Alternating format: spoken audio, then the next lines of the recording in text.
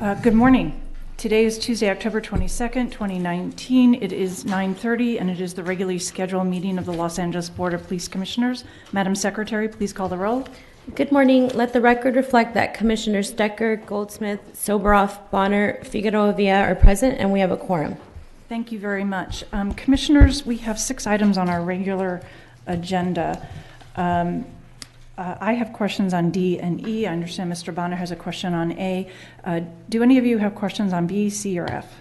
No, ma'am. No. Okay, B, C, or F. In that case, we'll go straight to public comment on B, C, and F. Madam Secretary, how many cards on B? We have none. C? 1. And F? None. All right, then on B and F, if we could have a motion to approve. So moved. As indicated. It's been moved and seconded. All in favor? Aye. Aye. Those items pass 5-0. With respect to item C, who is the 1 comment card on that? Michael Novak. Mr. Novak, sir, please.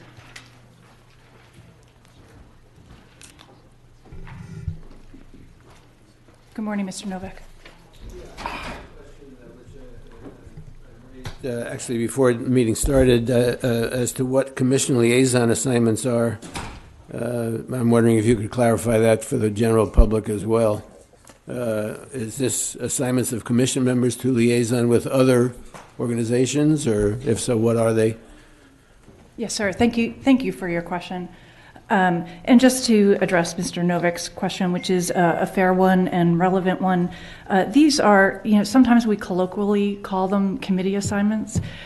We previously had over 20, and what I'm trying to do is streamline it a bit. These are the commissioners who will take responsibility both externally and internally within the department on those topics.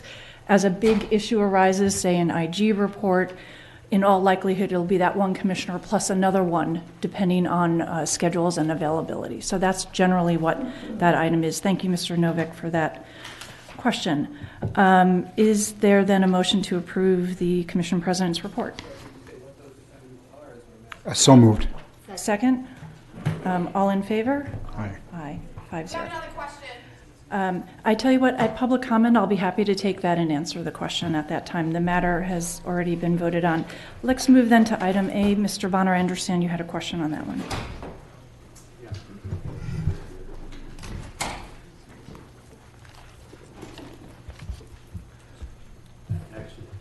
Actually, it's a couple of questions, if I could. Of course.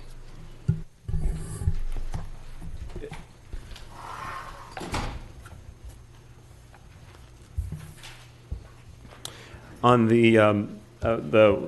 let me start first with towards pages 32, 37, somewhere around there. There's a discussion of some of the improvements that are being made to the what's referred to, I think, as the cot rooms. These are places where some of the officers or staffs are working long shifts, have an opportunity for a respite.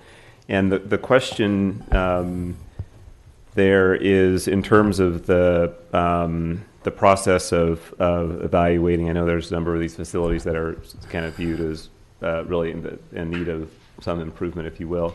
But is that done on an ad hoc and kind of opportunistic basis, just when somebody is complaining about the condition of the area, or is there a more kind of proactive assessment on an ongoing basis so that they're always kind of maintained at an appropriate standard? Good morning, Mike Rumkunis, the Assistant Director of Office of Operations. So to answer the question, what we've asked our captains to do, there's a lot that goes into our police stations. A lot of them are very old. When you look at the cot rooms, they're places for officers to use, prior to court, after court for a shift. So we've asked our commanding officers to evaluate the cot rooms as they do their station checks. We're consistently working with Facilities Management Division to assess when we identify an issue. We try to catch it early on in our station inspections. But when it comes to like the cots, the bedding, the sheets, just as we would in our house, things like that have to be replaced because of use. So that's part of the ongoing practice that we have our commanding officers do, is to assess their station needs, make the appropriate request through their bureau chiefs, and if there's funding available, which there usually isn't, then that assessment is made, and then we have gracious donors that sometimes fund the sheets, the bedding, the things, to provide cleanliness, et cetera, for the stations. Okay, thank you. And by the way, in the course of thinking about that, another question had come up that is not directly germane to this report, but it relates to these what we're calling cot rooms. And in response to some, I think, relatively recent legislation, a number of employers in the state, including like in my day job, we're required now to have a lactation room, which is for the benefit of female workers who may need to take a break to address child care needs. Is there a similar, can you speak to the similar requirement and condition in the department in that regard?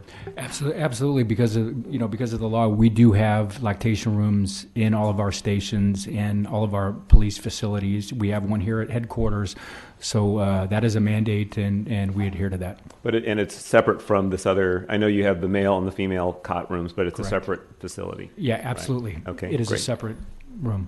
Thank you. I had another question also on, I think it shows up on page 42 of the report. And there was a request for, I think it was a fairly nominal amount of $60.68 or thereabout to repair a frame. I think it was for a picture of a fallen officer in one of the stations, I believe. Can you... I don't really have a concern about the amount, but I'm just curious to know kind of what the circumstances might have been about with regard to Officer Sintic. I'm not aware of the exact. Maybe Chief Moore has the specifics of the fallen officer, so maybe I'll turn it over to the chief with exactness on that. Yeah, Commissioner, Officer Sintic was a police officer working Devonshire area morning watch, and in 1976. An alarm went off in the early morning hours at a McDonald's located on Reseda just north of Devonshire Boulevard. Patrol officers responded, and Officer Sintic was one of those officers. He was working with my first training officer, actually, Andy Cordova. And so I'm aware of this story personally. Which was your first training? Andy Cordova okay.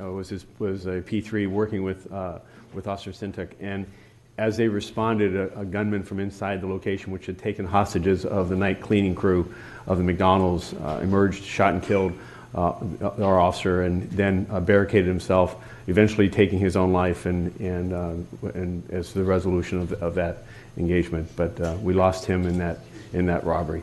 And that's if you go to the station, this is one of presumably number of or other officers who were also I believe honored. Devonshire has lost. Christy Hamilton was killed in 1991. I believe I think those two are the sole officers that we've lost. Out of the 211 officers that have fallen in line of duty, each station memorializes those officers that were killed in line of duty while assigned to that station. Okay, thank you. And similar question with regard to the cot rooms as well is just the question that came to mind is when we think about these, like in this case, you have a picture that kind of honors the service of the officer, is damaged in some way. Are these things addressed entirely through donations in terms of how we maintain those types of items that honor the service of officers? It can be. I mean, we use donations. Sometimes when you have different things, you might have officers that pay for things out of their own money just to keep the station clean, to honor and pay tribute to a fallen officer. So it all depends on the situation. Well, yeah, thank you very much. Thank you. That's all I have. Thank you. Other questions, commissioners? I'll move 1A. We need to take public comment first. Madam Secretary, many public comment cards are there? We have none. None. Okay, then Mr. Soboroff? Move 1A. Second. It's been moved and seconded. All in favor? Aye. Aye. It passes 5-0. Moving on then, thank you very much, Commander. Moving on then to item D, the department's report relative to crime classifications. If we could ask the presenters on that. Morning. Good morning, Jeffrey Phillips, Commanding Officer of Audit Division. Commissioners, before you have the crime classification audit report. Audit Division has been conducting audits of crime classification for over 10 years now. However, for the last 5 years, we've used the same methodology. It's remained the same. And this was done by design in order to compare apples with apples year to year. Now, I think it's important to provide some background on the FBI UCR program. Its purpose is to gather and provide nationwide crime statistics to law enforcement agencies and assist them in their respective administration, operation, and management of crime. Now, in the state of California, law enforcement agencies, including the LAPD, submit their crime data to the California Department of Justice, according to the Uniform Crime Reporting, or the UCR, Summary Reporting User Manual, and the California Department of Justice then submits all the data to the FBI. Now, from a reporting standpoint, one of the challenges with UCR reporting are their definitions. The definitions, according to UCR, don't always marry up with, say, the definitions or how crime is defined in the California Penal Code. And so when you think of how our officers are trained in the academy, they're trained to they're trained to the penal code, and including the articulating the elements of a crime in the reports. Now, irrespective of how crime is reported on UCR, crimes are investigated to the fullest extent of the law, and they're put forward to either the city attorney or the district attorney's office. And these challenges have posed, they've been recognized by the department. And in 2014, the department established the Data Integrity Unit as one of the units within CompStat Division. Now, the DIU created a crime classification tree that walked personnel through the inspections on crime classification, and they also conduct constant inspections and provide feedback to the commands as to how crime is being classified. And this is being done constantly within the department. And I mention these processes with the DIU because it's what we can reasonably look at as a good internal control system that has been established.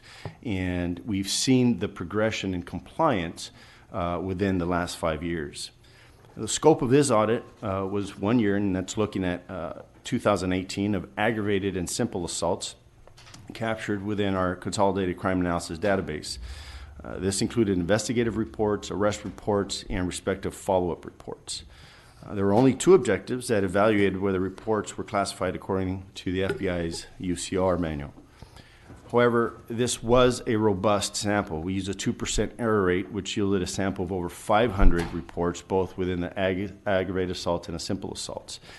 This is different from our conventional 5% error rate that we typically use for all of our other audits. The results, and I mentioned, when we look at going back, the first time that we did the audit in this fashion was 2014 crime data. For simple assaults, at that time, the compliance rate was 92%, whereas today it has incrementally increased every year, and today we see that it's at 99%. For the aggravated assaults in 2014, it was at 94%, and for 2018, it's at 99%. We made no recommendations in this particular audit. That concludes my presentation of the report. I can entertain any questions. I do have a few questions, and then I'll turn it over to my fellow commissioners for any follow-up. First off, thank you and your team for doing this report. And one of my questions was how it has improved over time. So thank you for addressing that in your report. And if I am understanding your report and the methodology, you are using I hope I'm correct here, the FBI definition of aggravated and simple assault, or the UCR definition of aggravated and simple? That is correct, ma'am. Okay. It's the definition that's not what the state is defining, and it's correct, which is different. Yes, it is. It tends to vary. And just to give you an example, the term aggravated assault is defined within UCR, but in the California Penal Code, there is nothing that defines aggravated. And so that's a big difference there. We may have an assault within the California Penal Code that is a felony, but according to UCR, it may only be a simple assault, or vice versa. My next question, in fairness, I'm not sure if it's under your area to be able to answer it. If not, perhaps we can call in someone else. But my fundamental question is, how is this going to change in the future as we move to the NIMBR system, which, if I'm remembering the acronym correctly, it's National Incident Based Reporting System. And whether, as I understand the system, more detail of each incident is put into the database so more analysis can be done. But does this change the fundamental issue that the department has had and the audits that will take place as to aggravated versus simple assault? I think the definitions themselves are going to remain. I think it's just the way that they're reported to the state may differ. And so do you anticipate the audits in the future expanding to go into more detail on these items, or do you expect it to largely stay the same, or is it too early to anticipate that? I think that the internal process that the data integrity unit has in place is a solid process, that their ability to look at that and constantly conduct the inspections. And I'm not speaking wholly in what the DIU does. Again, they update these crime classification trees that are guides for the geographic areas. They also do training throughout the department. And I may be missing a few more things that they do. But they're essentially the subject matter experts with regard to crime classification. Okay. Other questions? Thank you very much. One broad question. Can you remind me again, if you've indicated before, why this is concentrated on simple and aggravated assaults? Yes. Years back, we identified as this being perhaps, again, I talked about the challenges and having to classify things according to UCR, and this is probably one of the biggest challenges in differing between a simple assault and an aggravated assault, because, again, our officers were naturally, they were set on the California Penal Code, and they would look at something that is, well, that's a felony, it must be an aggravated assault, and it wasn't necessarily the case. And so that's the reason we focused on aggravated and simple assaults. Notwithstanding, again, my understanding is that the data integrity unit also focuses on other crimes. They do inspections on other crimes as well. Yeah, and so in regards to that unit or your audit process, in theory, you could look at other classification of other crimes as well, right? Certainly, sure. And so that's why I'm understanding, is the issue you identified with the differing definitions and so on, is there something that makes that unique to and particularly troublesome with regard to classifying assaults? And therefore, that's why that's the subject of this type of review, or are there other areas that might warrant similar review and consideration? I'm not going to speak with other areas just because I'm not off the top of my head that I could remember. The assaults were the biggest problem that we've encountered. Yeah. Hi. This is Commander Jeff Burt, and I work with Jeff Phillips at the Office of Constitutional Policing and Policy. Specifically, aggravated assaults, Commissioner, were the biggest conundrum, and nationally, when you look at uniform crime reporting and when UCR FBI agents came and taught us how to be guided by UCR, they specifically said the biggest challenge nationally is understanding the difference between aggravated assault and simple assault. To give you kind of an example, officers respond to a man with a 415 man, somebody, and you get there and it's a 80-year-old gentleman swinging a cane. Aggravated assault, and we've got to make that determination. Per the uniform crime reporting, because there's a weapon involved, yes, that could be an aggravated assault. And our challenges were, and as they are nationally, being able to discern what's an aggravated assault versus a simple assault, looking at what we're trained at in the California Penal Code, but then taking definitions that don't necessarily marry up with the uniform crime reporting and doing that. You don't have that same problem with a simple theft, sir. You certainly don't have that problem with a homicide, to be glib. You don't have that problem with most other crimes. A stolen car is a stolen car is a stolen car. But aggravated assault, the slippery slope comes in to play when we're talking about loss of consciousness, victim statements, and those it just becomes the most difficult And one. are we doing this this look to make the department better, able to do something better, or is it to just improve the integrity of the national system and the federal government's data? It's certainly from our perspective to improve department reporting.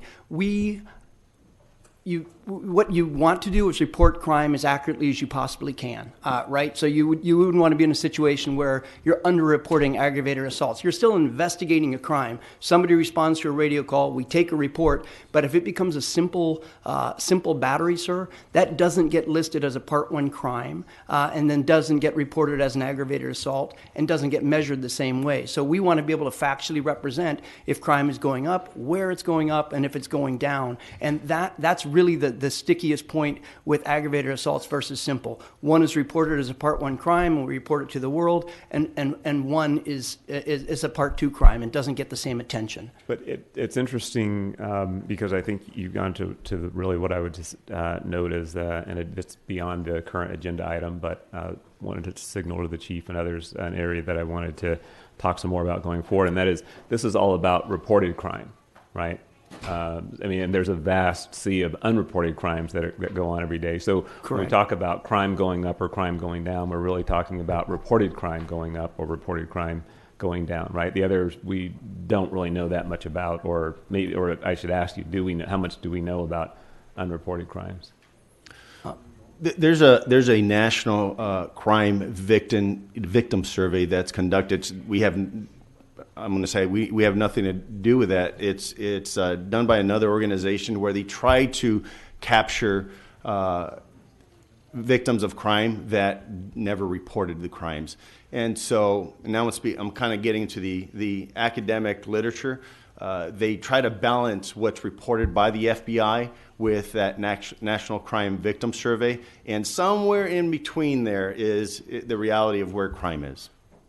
Yeah, and what I want to do, and maybe there's initiatives or efforts already underway. But one question would be, are there things we're doing now or can do to also try to increase? It's kind of counterintuitive because on the one hand, if you have more people reporting crime, it makes it look like your crime statistics are going up, right? If you capture people who today aren't reporting and then tomorrow they do. But at the same time, if we're trying to really, make in terms of safety, making the city safer, then you are equally interested in those that get reported and those that don't. So what's your observation on that, relative, just generally, but also as whether it should be something we should be looking at in connection with any kind of reports? So Commissioner, our very effort of building trust in community is to build assurances that we will investigate crime and that we're interested in instances of victimization. We know by the academia as well as just our ground truth that there are sexual assaults, for instance, and instances of domestic violence. My remarks later today will talk about this being Domestic Violence Awareness and Prevention Month.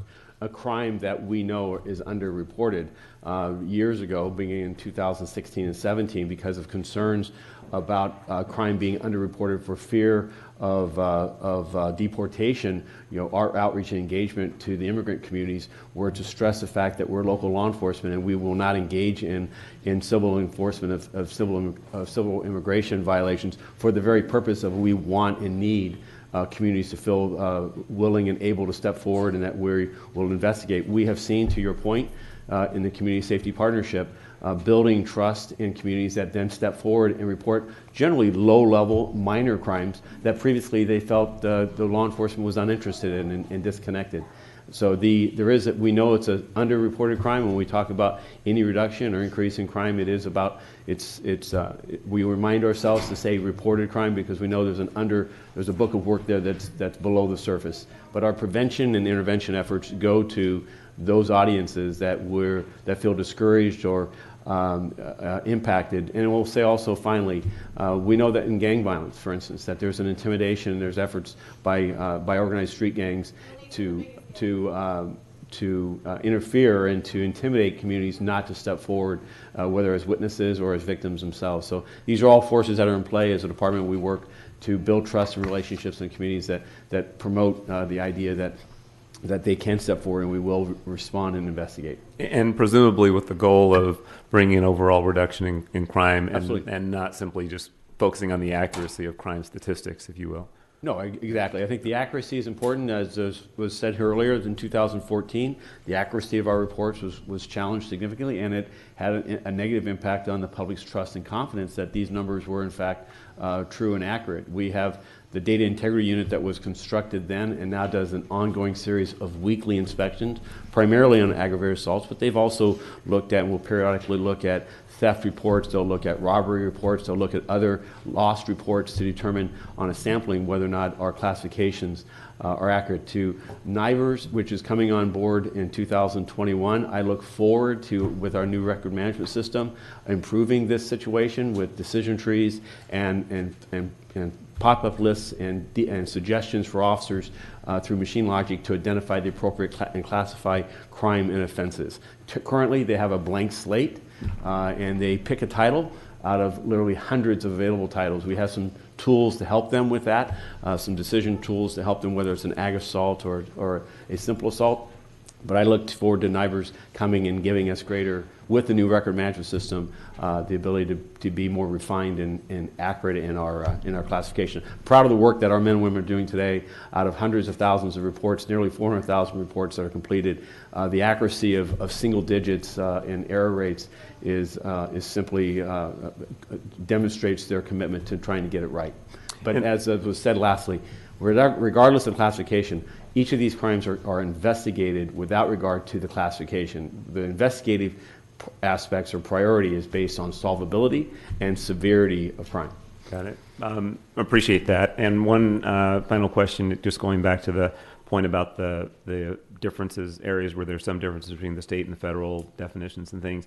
How much, when you talk about just the topic of classifying crimes and reporting crimes and defining crimes, how much of that is guided by or dictated by the federal law versus state law, and how much latitude does the department have one way or the other to define, or to choose which definition, whether it's of aggravated, simple assault, or whatever? Are you guided by the California Penal Code or the federal law, or is it a hodgepodge? Well, Go ahead, Jeff.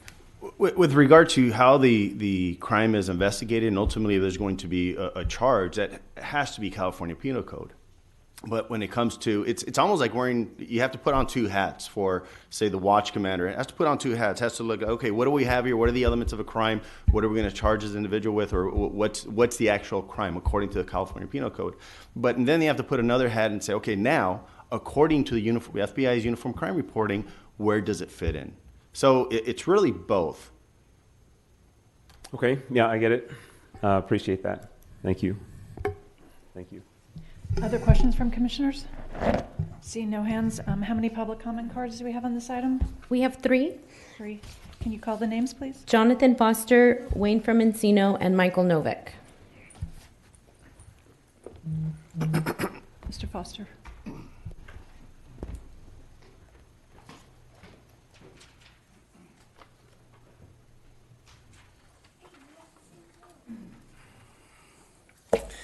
Hi, I'm Jonathan Foster. It's easy to Tuesday quarterback the LAPD, but we're not turning the land back over to the Native Americans, so we're stuck to talk about what we have to talk about today. The FBI is playing quid pro quo with the LAPD, because if you don't get the money from the federal government so it can tell you how the LAPD is supposed to do work with the 21st Century Policing Report, then we're screwed. The LAPD is not independent. It cannot function properly. It's not independent.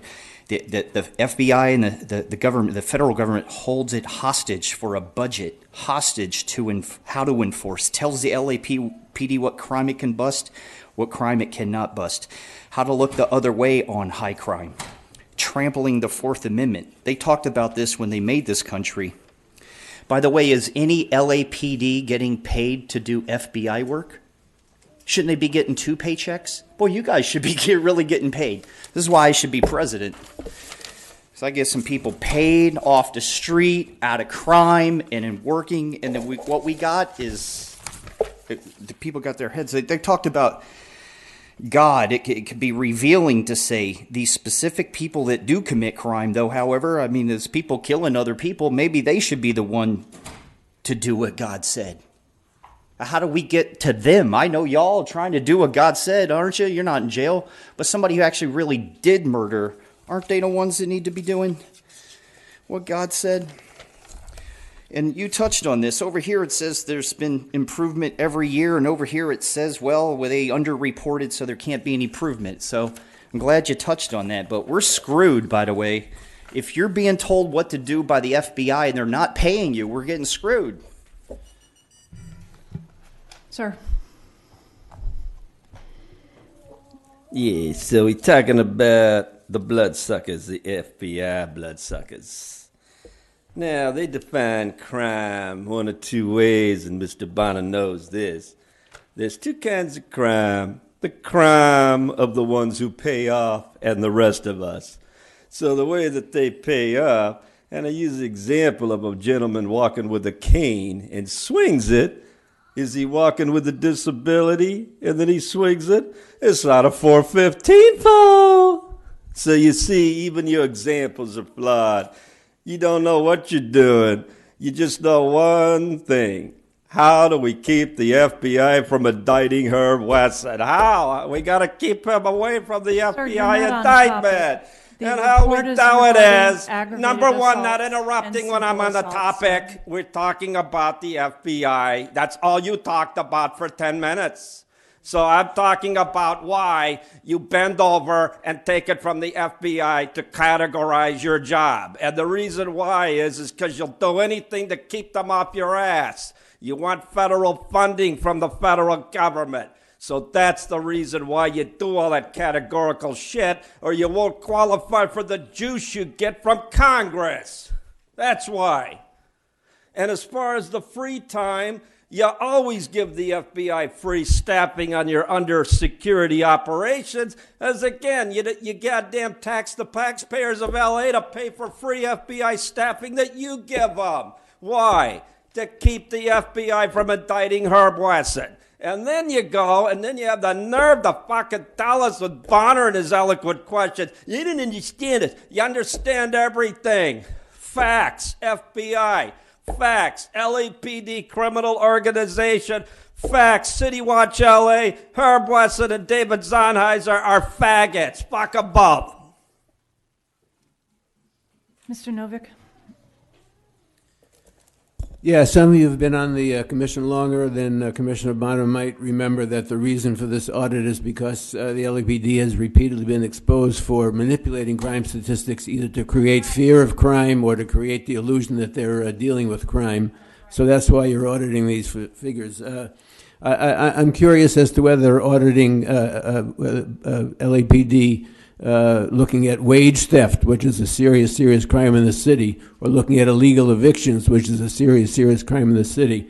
This is a book here called Thin Blue Lie, The Failure of High-Tech Policing, and here's a quote from the person who developed Predpol originally with Bratton as something he called Perpology. He says, a bunch of young Wall Street analysts doing jello shots during a pub crawl along Madison Avenue may be just as likely to piss in the street as a crew of robbers drinking malt liquor on a corner in East New York. But in other words, the person he's going to go after for pissing in the street is the person in East New York, meaning the black people, not the Wall Street analysts. But the Wall Street analysts are committing crimes in their day-to-day activities, as we know very clearly. So the question of what is crime is a political question. It's a moral question. It's a question about white supremacy. It's a question about what is defined as a crime and what people see as a threat in this city. And the fact is that the LAPD is designed to make people in this city see black people and brown people and poor people and disabled people and homeless people as criminals automatically by the status and the color of their skin, while there are much larger crimes going on undetected, uninvestigated, and unopposed by the LAPD and by this commission. Thank you, sir. Is there a motion to approve the department's report? Second? All in favor? Aye. Aye. All opposed? It passes 5-0. Next on our agenda is the Ethics Enforcement Section Quarterly Report. Item E.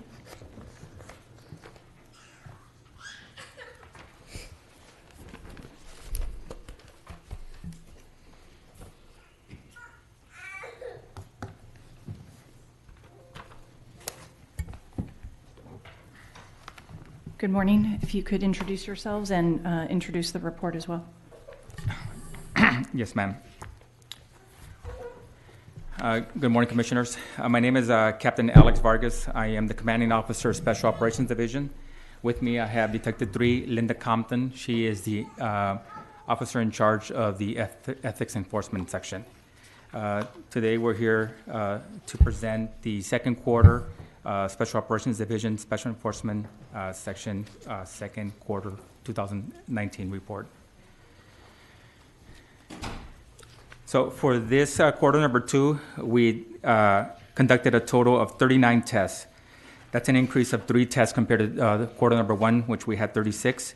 Out of those 39 tests, 20 of them were ethics tests, 18 were complaint intake tests, and we had 1 special operations test.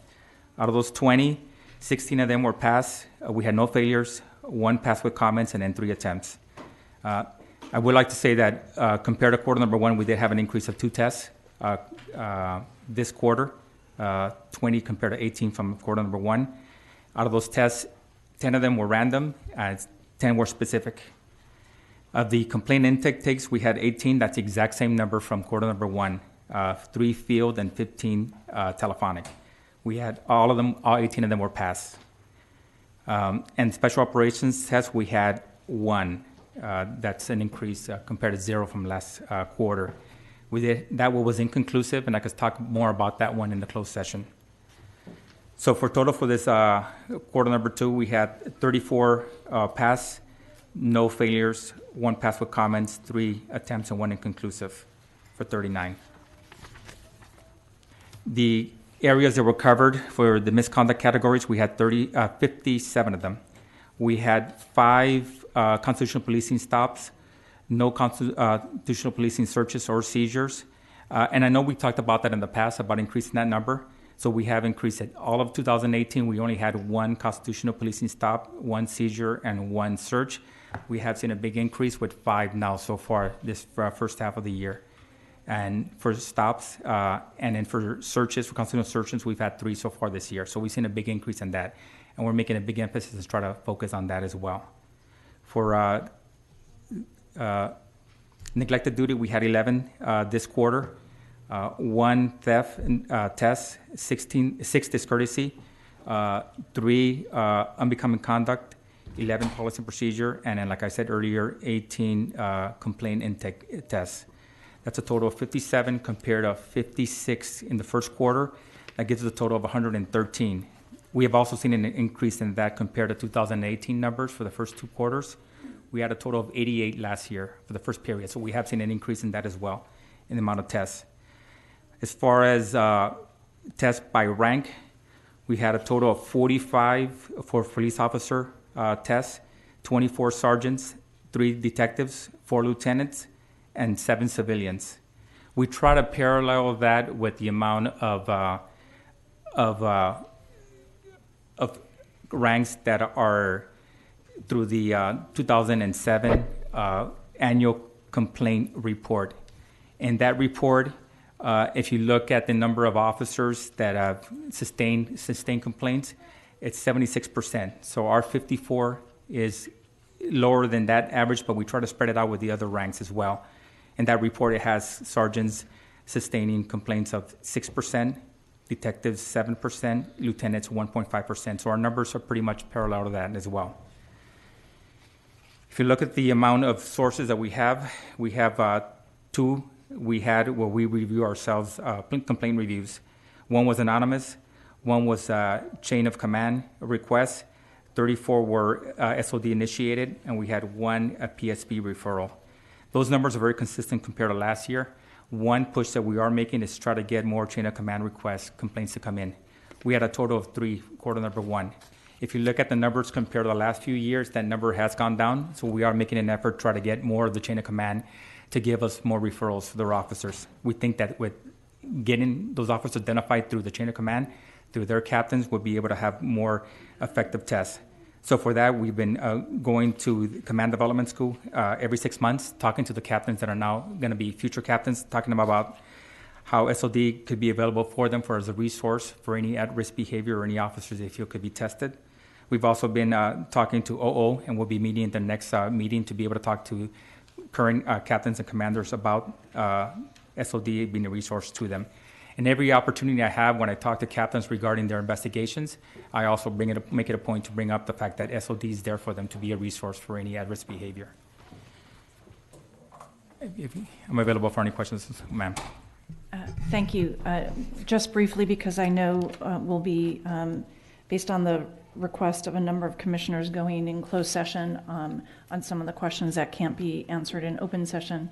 But a few quick questions. First, on page 1 of the report, I note in the introduction it says first quarter report. That's a typo. So, commissioners, when it is the second quarter 2019 report, correct? That's correct, ma'am. Okay. So when we vote to approve, it'll be with that amendment that it's edited to reflect second quarter 2019. My one question, without going into specifics of any individual investigation, has to do with just to get the right title, I think it's called Special Operations evaluations that are done, investigations. And if I understand correctly, these are more time-intensive type investigations, and I see that only one was done and it was inconclusive. I'm wondering, in terms of what is in progress, are we on track to meet prior years in terms of the dedication to special operations investigations? Just to clarify the definition of a special operations, actually, special operations is done when it's done by our technical surveillance unit and it's assigned to them. It generally has to do with technical issues related to an investigation. Sometimes it is an assist, but in this particular case, it was their operation for information only. So it's not where we spend the predominant amount of our time. All right, I have a lot more questions on special operations, but I think they're more appropriate in the closed session. Yes, because my questions always go back to one of your objectives, which is to create a sense of omnipresence throughout the department. And I'm not sure how these numbers get us to achieve that goal. And so that's really where I'm coming from on, as you might recall from all the prior reports as well. But I think from prior discussions on this, it's more appropriate for closed session, if I'm understanding. Yes, and I'm hoping to be able to answer some of those questions for you Thank this you very afternoon. much. Mm-hmm. Thank you. Commissioner Bonner, did you have any questions? Thank you. First, appreciate you alluded to the responsiveness on the constitutional policing and stops, and so I appreciate that, and hope you'll continue in that regard. And following up on a question that Commissioner Decker just asked, I'm looking at on page 6, this is table 5, the number of tests conducted by rank. And I know this question came up in an earlier conversation, but can you explain again, like why there are no investigations for, the rank of captain on up, so no captain, commanders, deputy chiefs, and the like? Most of the requests we get for those ranks are normally more specific. So we those investigations handle more towards our surveillance unit rather than tests. But we could definitely do that. And like I said, we kind of focus more on trying to identify through the annual complaint report what ranks are the ones that are generating more complaints. And we kind of focus on that. But for those ranks, captains above, they're more specific and they're more geared towards other parts of SOD, which are more the surveillance teams that operate that. And how do we know how do we get information about the number of any tests or reviews of any, whatever the term is, but how do we know who's looking at what, how much in that regard with regard to those ranks? To those ranks. So I get that information through the latest numbers that we have is the 2017 annual complaint report. And so we get those numbers. I look at, see what ranks are generating most of the complaints, what rank is generating most of the sustained complaints, and based on that information, then we try to mirror our tests and the ranks we target based on that report. Well, there's two questions there. First, I'll come back because what I wanted to know is how we as the commission are assured that everybody is subject to some form of appropriate review, notwithstanding your rank or whether you're sworn or civilian or so on. So that broad question as to how we have that assurance. And so, for example, when you're thinking about when you're referring to complaint based, those are a large number of those, if not all of them, are complaints that you may get from the public. Yes. Right, somebody who was stopped. So what I'm pointing out, when you don't have a deputy chief or those or higher ranked people who are out on patrol and they're probably engaging with the public less than an officer is, right? Mm-hmm. So it strikes me as unfair to use that as the guiding principle for whether or not you're going to take a look, because by definition, you have a large class of people who simply are probably not the subject of many complaints for the reason. So again, give me a little just sense as to, broadly speaking, how do we know that everybody is getting a proper review? Yeah, and we do. And like I said, a lot of those, because the fact that just the captain rank and above, where they're not, like you just said, not having that public contact, it's difficult to test them. For those type of misconduct, it's easier to be investigated through the surveillance operations that we do for those ranks as well. They seem to be more effective in that aspect of it. But they do get tested. Every rank throughout the LAPD, at one point or another, if we have an allegation of misconduct, is investigated. And where would I'm asking, going back to my question, is how would we know that? Like, where would that data show up? So if there was a single investigation done of a deputy chief or something, where would we see that? Through probably the annual complaint report is where I get that information, and it would be there, and it has it by rank. Even if it's not based on a complaint? What's that? I'm sorry? Even if it's not based on a complaint? It'll have the results of what complaints they had by rank, and then the results of the sustained complaints by rank as well. And for example, so in 2007, we had, for the ranks of captain and above, we had 3 sustained complaints in 2017. 17, yeah. Yeah. And again, so where would I would find that in the complaint report? Yes, sir. Okay. Okay. Well, I'll want to pursue in a little bit more detail also in the closed session conversation to understand a little more at a granular level. You have some. Certainly, Mr. Bonner. Mike Himes, Commanding Officer, Internal Affairs Group. As far as our complaints are concerned, when we receive complaints naming a command staff member, a captain, or anybody for that matter, if the complaint is unfounded or not sustained, we don't disclose that because that is still considered a confidential personnel record. We do list by rank sustained complaints, complaints that, where there is some particular penalty. We can address some of those things in closed session, as you know, when we go through the personnel records. In certain incidences, we do discuss those things. Again, and I'll look forward to that discussion. I think what I continue to emphasize or reflect on is when we're referring to complaints, again, that one, it strikes me as probably not a lot of public complaints about higher ranking officers. And there may be other dynamics about how free and open and everyone is to make a complaint even within the department in some circumstances.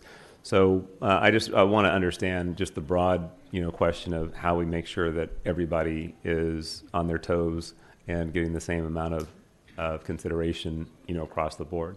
So anyway, that's really what I'm going to still be looking to understand. Certainly, and if you wish, I can explain a little bit more in detail during the closed session. Thank you. Thank you. From commissioners? Madam Secretary, how many public comment cards? We have 6 cards. Jonathan Foster, Michael Novick, and Gina Viola.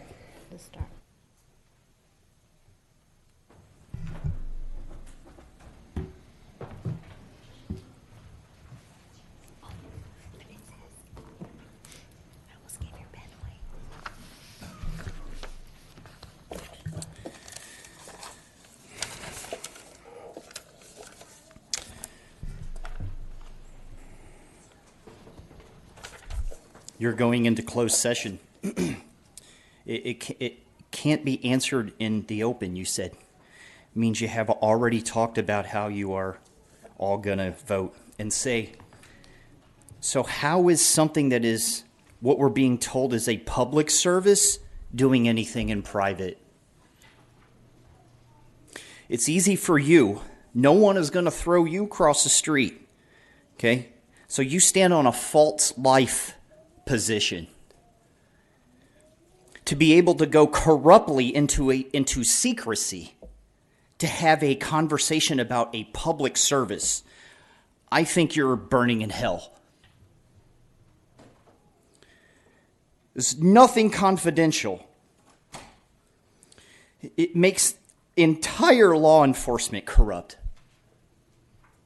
north, south to the east coast to the west coast, and take Hawaii and whatever 6, 7 colonies we still have. This place is trying to do good. It wants to do ethics. It's got categories. It's got a whole bunch of stuff, at-risk behavior, and then I turned it over here and it said, however, if a failure appears to be a result of training deficiency. Well, I talked about you got a training deficiency. Now let's talk about something I didn't want to think I'd ever say. One day, though, I read about O'Callahan. She hit a girl in the face, was putting her in a car, and then she went out and had a cigarette. And she put the cigarette down to see about the girl in the back of the car because she was dead, but nobody busted her for the cigarette littering. It's a $1,000 fine. I was at a 7-Eleven, saw 2 LAPD. One was getting a Monster with some candy down there, and they were going to Monster up and candy up for the shift. You know, if you can't, if you're already like this, you can't do anything. That needs to be down here in the ethics. What drugs are I love you, but we need to change some stuff. Mr. Novick? And then Ms. Yeah, Viola. I think this is a fundamentally flawed approach. You're trying to hold individual line officers responsible for their ethics when the foundational basis of the LAPD is unethical and immoral. You talk about constitutional policing stops, searches, and seizures. How many of those stops, searches, or seizures were generated by predictive policing hotspots and anchor points, and therefore, no matter what the officer did, would be improper? I think that this is based on the idea that somehow there are a few bad apples, and you want to keep them out of the barrel. But the more appropriate analogy for the LAPD is that fish rots from the head. The assumption here is that you can do a few tests and you'll identify misbehavior and misconduct. But the problem is the actual conduct of the police department is based on flawed white supremacist principles that enforce a system of inequality of life. And when you're claim that you're policing for so-called quality of life policing, and in fact you're actually enforcing class and racial divisions and antagonisms in this society and using law enforcement to maintain control, then it's not a question of the behavior of individuals. The other thing I want to say is that you misunderstood my earlier question. I was asking you to identify the liaisons and their assignments. So, for example, in this case, Mr. Soboroff, Commissioner Soboroff, was given the liaison for operations and special operations, and he's identified himself as a booster and defender of the police against all opposition. That's an inappropriate assignment for him if you're looking at special operations as a way to control the behavior of the police, the same way you assigned Sandra Figueroa Villa and to community policing when she's been involved with taking money from Predpol. Those are inappropriate assignments, and they should have been made public.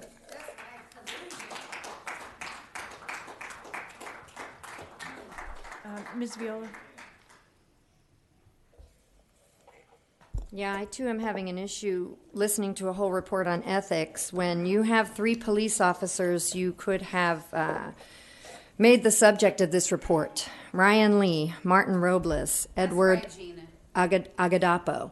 All 3 of those police officers have been found out of policy by this board, yet I don't see any mention of them here in this ethics enforcement section report. So this is really just more of an example of how the police cannot police the police. Right. That is the fox guarding the hen house. You are supposed to be the watchdogs of that, and even when you do find police officers out of policy, what happens to those police officers? I would like to know if Ryan Lee, Martin Robles, Edward Agadapo, are they still working? Are they still out on the force patrolling? Because that should be the subject of any ethics discussion that we're having here today. Not all of this. These charts don't even measure up. One of your charts has in the failed column 0%. 0% failed. I mean, have you taken any statistics courses? I mean, obviously the data is bad if you have something with a 0% in it. So it's just smoke and mirrors for us and more of the same and more of us understanding what we already know to be true. Thank you, ma'am. Our next 3 speakers? Zach Sherwin, Adam Smith, and Wayne from Encino.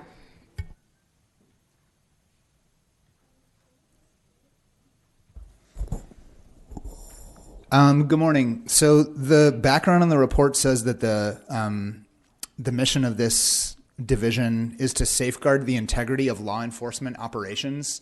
And so as a reader of a document like this, my hope is that it will provide some assurances or at least some clarity on the ethical operations of the department.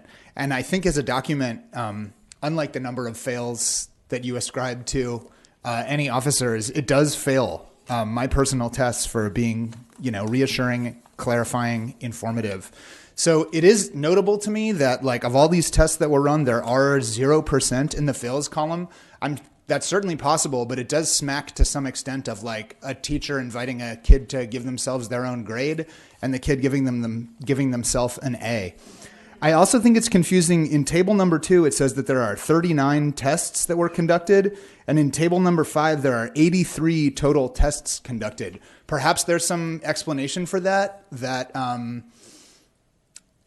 a more savvy document reader would be able to figure out, but it is sort of confusing, and it adds to a general air of obfuscation, smoke and mirrors. I also noticed that in table 4, there are approximately, it looks like 46, I'm doing quick math, tests about neglect of duty, policy and procedures, 6 tests about discourtesy. And while those are good tests to be running, there are 0 for constitutional searches, 0 for sexual misconduct, and 0 tests for unauthorized force. Well, we're here because of unauthorized force. Discourtesy is bad, but there's an elephant in the room that's not being tested for. And in table 6, there are 6 tests of specialized detectives, 4 of administrative personnel, and besides that, literally every test is classified as somehow relating to traffic. And I know that traffic is a point of contact between the police and the community, but there's all these other areas that had 0 tests performed on them. What are we supposed to think of that? Thank you, sir. Next up, Mr. Smith, and then Mr. Spindler, who I don't believe is here. So Mr. Smith, and I'm going to ask the department to respond to Mr. Sherwin's question on the difference between table 2 and 5 when Mr. wait. Smith is done. No, you can go, No, sir. I'd rather. Can I hear? Can you explain that briefly?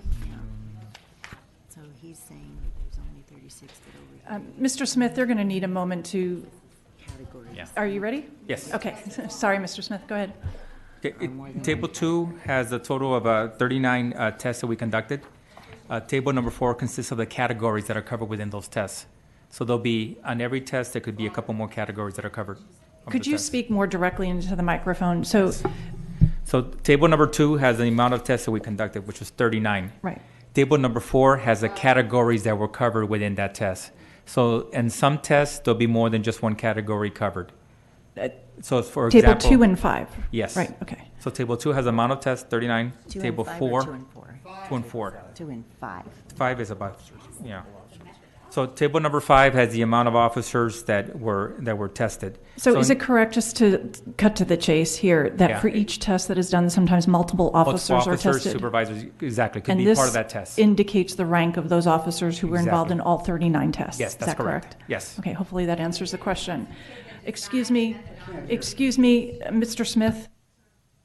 Your turn. It was provided earlier. Mr. Smith, are you going to speak, sir? Yep. Thank you. I hadn't really planned on speaking, but whenever y'all talk about ethics, things start to bubble up for me. And I saw, he's not here anymore, but I saw Josh Rubenstein walk in before, and I don't know if Commander Sandoval comes from the digital or the media relations unit. But when I think about ethics of this police department and how terrible ethics are just embedded, a good example of that was LAPD video that was released a couple of days ago talking about hate crimes. And it just seems like there is like I don't want to say blind spot because that's an ableist term, but like a dead angle for the LAPD when it comes to talking about things like hate crimes. In the video, featured in the video, was Senior Lead Officer Francisco Martinez, who shot and killed unarmed black homeless man in Skid Row named Charlie Kunang that went by Charlie Africa. And to feature someone like Francisco Martinez, who you all promoted while the city ended up paying out millions to Charlie Africa's family, that shows like the ethics of the LAPD, how little you think of ethics. And so when you bring these audits in, it's kind of laughable because we see like, it was really gross and disgusting to see Francisco Martinez up there talking about hate crimes when these people like him are the purveyors of hate crimes. They're the ones targeting and killing black people, targeting and killing poor people for being poor, for being black. So when you all talk about ethics and you pat yourselves on the back for being good at ethics, it's just laughable, and you all should be ashamed of yourselves. Thank you, sir. Is there a motion to approve the department's report and transmit to the mayor and city council? Second? Second. All in favor? Aye. I didn't get a card. Aye. All right, passes 5-0. The next item on the agenda is the chief's report. Chief? Good morning, Commissioners. Just give me a moment to organize some of this paper. I've got a number of issues I'd like to address relative to significant events this past week. Let me start with information regarding an officer-involved shooting that occurred on the 16th of October at approximately 10:20 in the morning in the Van Nuys area of the city of Los Angeles. On Wednesday, the 16th, at approximately 6 o'clock in the morning, members of our Gang Narcotics Division fugitive detectives and Van Nuys uniform officers conducted an investigation in the area of the 5400 block of Kester Avenue, searching for a murder and robbery suspect later identified as Mr. Lazzarelli Frazil. At approximately 10:20 that morning, the officers observed Mr. Frazil in front of the 5400 block of Kester Avenue walking northbound. Uniform officers attempted to apprehend him at Burbank Boulevard in Kester. However, Mr. Frazil ran south on Kester away from the uniform officers, and a foot pursuit ensued. Additional detective personnel responded and caught up with him in front of the 5400 block, actually 5461 Kester Avenue, where again attempts to take him into custody failed, resulting in an officer-involved shooting. Mr. Frazil was struck by gunfire and later determined to be deceased by LA Fire Department at the scene. A loaded .38 semi-automatic handgun, along with additional live ammunition, was recovered at the scene next to Mr. Frazil's body. There were no officers injured in this. Mr. Frazil is an African-American male, 21 years of age. In response to this shooting, Force Investigation Divisions responded, as did the Office of Inspector General and the DA's Officer-Involved Shooting Response Team. Additionally, this past week, a number of community events. I attended Chiefs Forum at the Muslim Chiefs Forum at the Islamic Center of Southern California. It's a good conversation. We had about 50 individuals there, a number of questions and answers, particularly interest in regards to hate crimes and our investigations and our efforts to counter what we've seen, which is an increase in hate crimes year over year. And our efforts to not just investigate those, but also engage in education and in prevention activities. I want to thank Commission President Decker for attending the LAWA, the Los Angeles Women Peace Officer Association Symposium, our annual symposium. Also, shout out of support to the Los Angeles Police Foundation for their support, allowing us to have hundreds of men and women from throughout the organization, as well as other law enforcement partners in the LA region, to come together, celebrate leadership, diversity, the future of women in law enforcement, our commitment to expand and deepen their representation, as well as specific training sessions on resilience and emotional well-being and the health of our people as they endeavor to do great work in this profession. This last week, I also met with the newly appointed Office of Emergency Management CEO, Kevin McGowan. He has been recently appointed. He was previously working in emergency management in the Ventura County area. We have sat down and established just coordination roles, talked about some most recent disaster and responses. His role in the Office of Emergency Management in LA County is critical. to us here in Los Angeles as his charge in coordinating state and national responses in times of crisis and in which local resources are overwhelmed. It needs to be nimble and needs to be forward-leaning. And I was impressed by his willingness to engage already early on. And when we also began some very foundational work in talking about 2028 with the Los Angeles Olympics and Paralympics coming, and which again, the Office of Emergency Management as a county agency will be important as we coordinate that national lift of that world event. And while it seems like it may seem a long ways away, planning for such an enormous and taxing event has already begun. This past weekend, I was fortunate to attend two community events that I found particularly encouraging. The Taste of Soul in South Los Angeles, 350 people attended, enjoyed a day of culture, food, entertainment.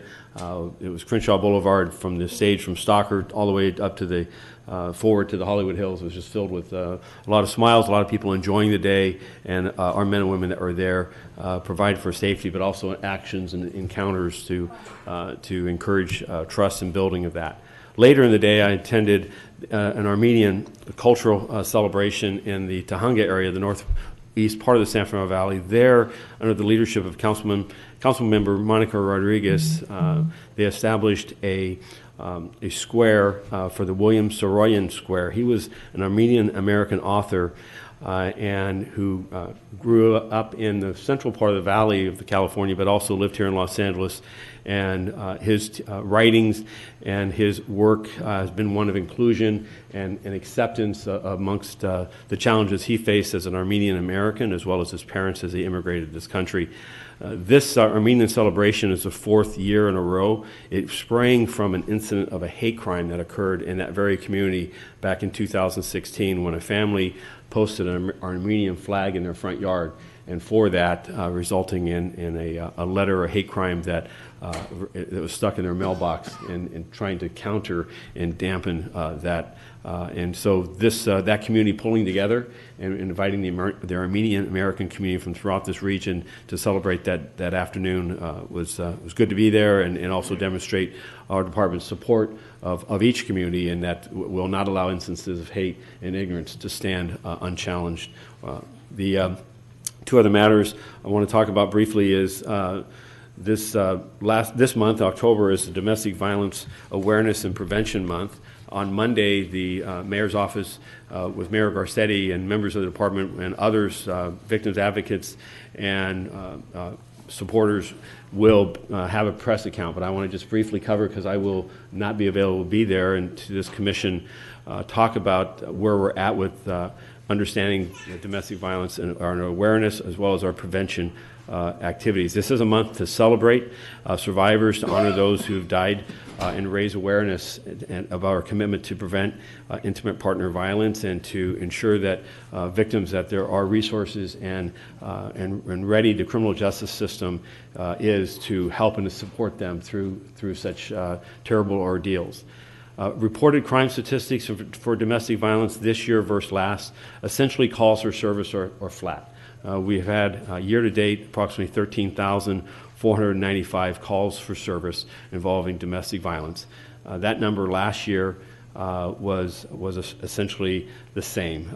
The total for last year was 18,156 calls for service. That's out of 1 million calls for service, but 18,000 were classified as domestic violence service calls. And essentially the year before that, there was 18,329. So about 150 calls reduction, which essentially is statistically and significantly null. As to domestic violence, the intimate partners assaults and simple assaults, like aggravated and simple assaults, we've got a 2.8% reduction. That's 332 fewer reported crimes this year versus last, which follows a decrease last year of a 1.7% decrease. So last year's the total net decrease was 268. That's just under a 2% reduction. Year to date, we are continuing in a downward trend, but these are relatively small numbers when you look at the overall reported crimes in the thousands. Relative to domestic violence arrests, the arrest numbers have remained relatively flat. Last year, We arrested 6,957 individuals for domestic violence. The year before that, that number was 7,100 even. So that decrease of approximately 140 crimes is commensurate when you look at the overall decrease of reported crimes for aggravated assaults. Regarding our prevention efforts, I want to thank the Mayor's Office for their continued support of our domestic abuse response teams. These are specially trained officers and advocates from the domestic violence service providers. We have 6 of those service providers throughout the city, which allow us in each of our geographic areas, all 21, to have dedicated DART teams. A law enforcement officer, again, with a professional advocate from a domestic violence service provider who work 4 days a week, 10-hour shifts, and respond to all domestic violence radio calls during those shifts. When they're not working, patrol officers who otherwise handle those investigations work with victims to ensure that the advocate services are made available to them through referral cards and follow-ups with the DART providers. Some DART program statistics for 2018. In regards to the year, DART program advocates and providers provided victim services in 5,610 instances. There were 2,116 on-scene responses, and referrals were the remaining 4,227. DART also, the advocates attend training for a roll call of patrol officers and supervisors. It's a critical aspect because DART resources are not available 24/7, and so that our first responding, our uniform officers and supervisors understand protocols and understand what resources are available and are encouraged to keep it front of mind. Last year, 1,421 individual trainings were given by our advocates. The list of services that DART provides, I just want to quickly ensure that people understand that these services are at no cost, that they are by advocates who provide crisis intervention counseling, advocacy services, including legal advocacy for the procurement of whether it be restraining orders or assisting victims as they go through court and they try to put their lives back together, and survivors of domestic violence, including the children, that there's counseling services, education services as well. Lastly on this, I am proud to say that the second Family Justice Center, which was established in the Central Bureau under the leadership then of Deputy Chief Bobby Arcos when he was in Central Bureau, the VSP Center located next door to USCMC is fully in operation. Those services there provide wraparound services. They provide trauma-informed interviews, access to social workers as well as advocates, as well as efforts to build rapport and support so that victims and survivors of domestic violence feel confident that in the criminal justice system, which at times can seem harsh and uncaring, that there's someone that is there for them and will help them through the process to understand it and understand the types of challenges that they may encounter. And with that, I just want to reflect that earlier the conversation was about how do we know where we're at on crime in regards to reported crime versus otherwise. This is an area we pay a great deal of attention to, recognizing that many times this is the first and only instance in which members of our community actually have contact with, as a victim, with law enforcement. And so we want to ensure that our awareness of this is continual. We also work with a number of community advocates, particularly our immigrant community advocates, to ensure that people who are here lawfully or otherwise, that their status is of no regard to the department, nor is it relevant to services that can be made available to them in support of them as they encounter this type of this heinous crime. So we look also at the percent of change relative to representation. It's rough, it's crude, but we look at the ethnicity of our victims to understand whether our reported crimes are reflective of the overall universe, or they're steep and sudden decreases by ethnicity that may be reflective of an undertow or sentiment in a community that local law enforcement would act as an agent for immigration officials. So that is not a perfect by any means a scale, but in reflecting back to 2016 and 17, where we saw an initial decrease in the report of sexual assaults and domestic violence, particularly within the Hispanic community, and a solid engagement by operations and others to inform all communities and to stress through school meetings and other locations that this is a department that is not tied into ICE or any types of immigration enforcement that was scaring them from that. I will say that those numbers were short-lived, those decreases, and we saw the numbers get back into a more consistent basis with the overall reporting of historic standards. Lastly, I want to address one other matter, and certainly look forward to questions or comments relative to anything I've reported here. But there was a recent article published regarding the department and our reported neglect in investigating approximately 4,000 child abuse reports that's occurred over about a 1.5 year period. And while we've begun a comprehensive audit to look at all 4,000 of those cases, we don't believe this claim to be true.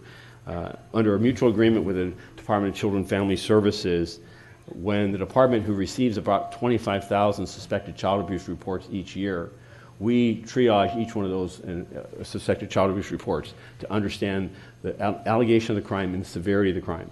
In serious crimes of neglect or physical abuse or sexual abuse, this screening is done by Juvenile Division during daytime hours, and at night, off hours, it's done by our Department Operations Center. If there is an immediate threat, we immediately dispatch patrol units with the supervisor to investigate that circumstance to determine the safety and welfare of that child. In instances in which there may be a lesser level, but there's still potential for physical abuse, then those are assigned to area detectives for prompt follow-up. Recently, we've enacted requirements that those follow-ups are to be done within 10 days. Historically, those numbers have been, the tracking device has been within 30 days. However, in looking at this work and understanding the underlying severity of what even one child may represent as to potential risk to their safety, we have reprioritized and accelerated the expectation that those second-tier investigations will be done within 10 days. The last matter is these 4,000 cases have been identified are cases involving emotional abuse and non-criminal matters. And under agreement with the Department of Children and Family Services, those cases are actually investigated by the Department of Children and Family Services. There appears to be some confusion within the media as to what those cases constitute. I saw a report yesterday alleging that in these book of work were sexual assault allegations and physical harm. We do not believe that to be so. That would be such a circumstance that this department would immediately investigate. Captain Paul Espinoza appeared yesterday before the commission to provide the county permission to provide testimony. And let me just assure you and the public that we will do a top-to-bottom review of each of those 4,000 cases under the leadership of Deputy Chief Chris Pitcher, Chief of Detectives, to ensure that we have this right. If there's one instance in which we failed, then we own that. We'll fix it. However, I don't believe that is to be the case, and I wanted to stress that because again, it goes to we take these investigations very seriously, and I believe, as a region, that our response in this tiered fashion is appropriate and it best serves the nature of these investigations, given that they can be complex and require an added level of awareness that juvenile division officers or school or juvenile investigators at the local level are better suited to handle during regular hours than, say, a 3 o'clock in the morning response because of a suspected child abuse that may not, that does not suggest an imminent risk or an immediate risk to that child, but does and should have an on-scene presence, should have investigative efforts and follow-ups. So with that, I'm going to move over to a couple other matters relative. I do speak about crime each year or each week. Our reduction in violent crime and property crime continues. We're just under 7,000 fewer Part 1 crimes today than we were last year at this time. That's a 6.7% reduction. Over a 2-year period, that reduction stands at 7.3% of reported crime. On victims shot, a barometer that we look at each week, year to date, we have 5 additional shooting victims than we did a year ago. Again, so those numbers have continued to improve over time. Relative to in-custody deaths, we remain at 4 in-custody deaths this year. That number was 6 last year. And on officer-involved shootings, we stand today at 21 officer-involved shootings. Last year, that number was 26, and our 4-year average was 34. In regards to fatalities, our 9 fatalities this year versus 10 last year. Our 4-year average is 14.50. The traffic collisions this year versus last, as to fatal traffic collisions, we have 3 fewer fatal collisions this year versus last. That is just under a 2% reduction. Again, our most pressing issue remains motor vehicles versus peds, where we have 3 additional victims who've lost their lives in a motor vehicle versus pedestrian collision. That's 98 this year versus 95 last year. Again, I'll go back to 2015. That number was 66. So distracted driving, distracted walking, these remain our most pressing matters relative to traffic safety, particularly serious injuries and deaths that are a part of that. Moving next to personnel strength. We have a total of 10,029 sworn police personnel. We have 2,915 civilian personnel, 389 reserve officers, and 1,724 cadets. And that concludes my remarks. I appreciate your indulgence for the length of this presentation. Thank you, Chief. With respect to the I have just a few comments and one question. With respect to the reporting on the uninvestigated child abuse reports, thank you for your comments. Obviously, we need to get to the bottom of that and understand where that has come from and ensure the public that, in fact, those cases have been investigated by the appropriate authority. With respect to the DART teams, I just wanted to make a brief comment on the community service providers who go out on these calls, who are volunteers, who I've gone out on a few of those calls, and they do absolutely tremendous work. They're diligent, professional, and well-trained. So I think as we reflect on Domestic Violence Awareness Month, we also must call out all the incredible volunteers who work in the community on that issue. My question is with respect to the first item you reported on hate crimes. I know we've covered that, you have covered that before in your reporting, but I wonder, Chief, if you can just go through some of the outreach that's being done in this area. You talked about going to the Muslim Forum this week, but more broadly, what is being done by the department to do outreach so that these crimes are reported and then investigated appropriately? So the chiefs forums are obviously in each of our communities, both by ethnicity as well as gender and faith. And those are led by the Office of the Chief of Police with my community relations personnel as well, and I attend each of those. But I also, we also use in our bureau chiefs who attend those meetings and area captains. Those are also springboards for them to engage in outreach and engagement, whether it's inviting members of those communities into CPAB or other volunteer opportunities, but also awareness that what are our local investigative resources and what investigative results are when a crime occurs or an incident occurs, is ensuring that we communicate frequently and forcefully as to what the circumstances are and what has been brought to bear. Additionally, working with the LGBTQ community, particularly under leadership of Assistant Chief Gramala, and that forum and that subcommittee group has been an awareness campaign with businesses and locations throughout Los Angeles that are safe havens, places in which people who may be experiencing hate or instances of remarks or hate crimes themselves can go for a safe location where police resources can be called and we can begin and initiate investigation. But the symbolism of that also to a community is that we stand together.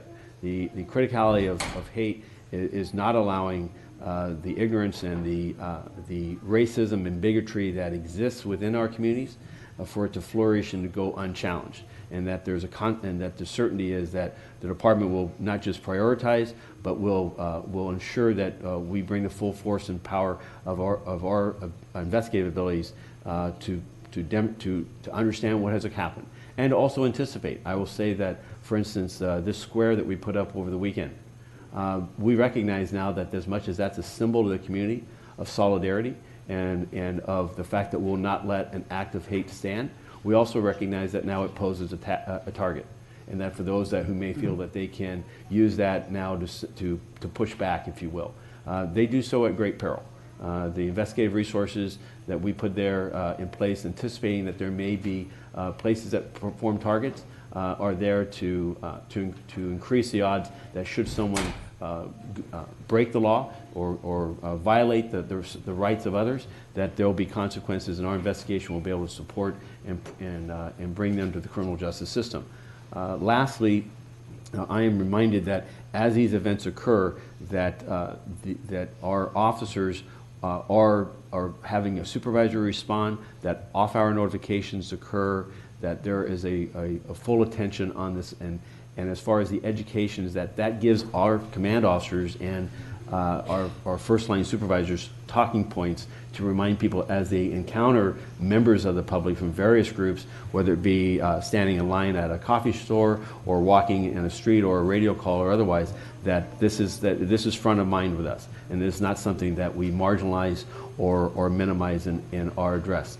We also work with the ADL and other organizations to ensure awareness of what community groups and advocates have on their radar screen, what they understand, for instance, because we know, for instance, reported hate crimes in this county and in this city are terribly underreported.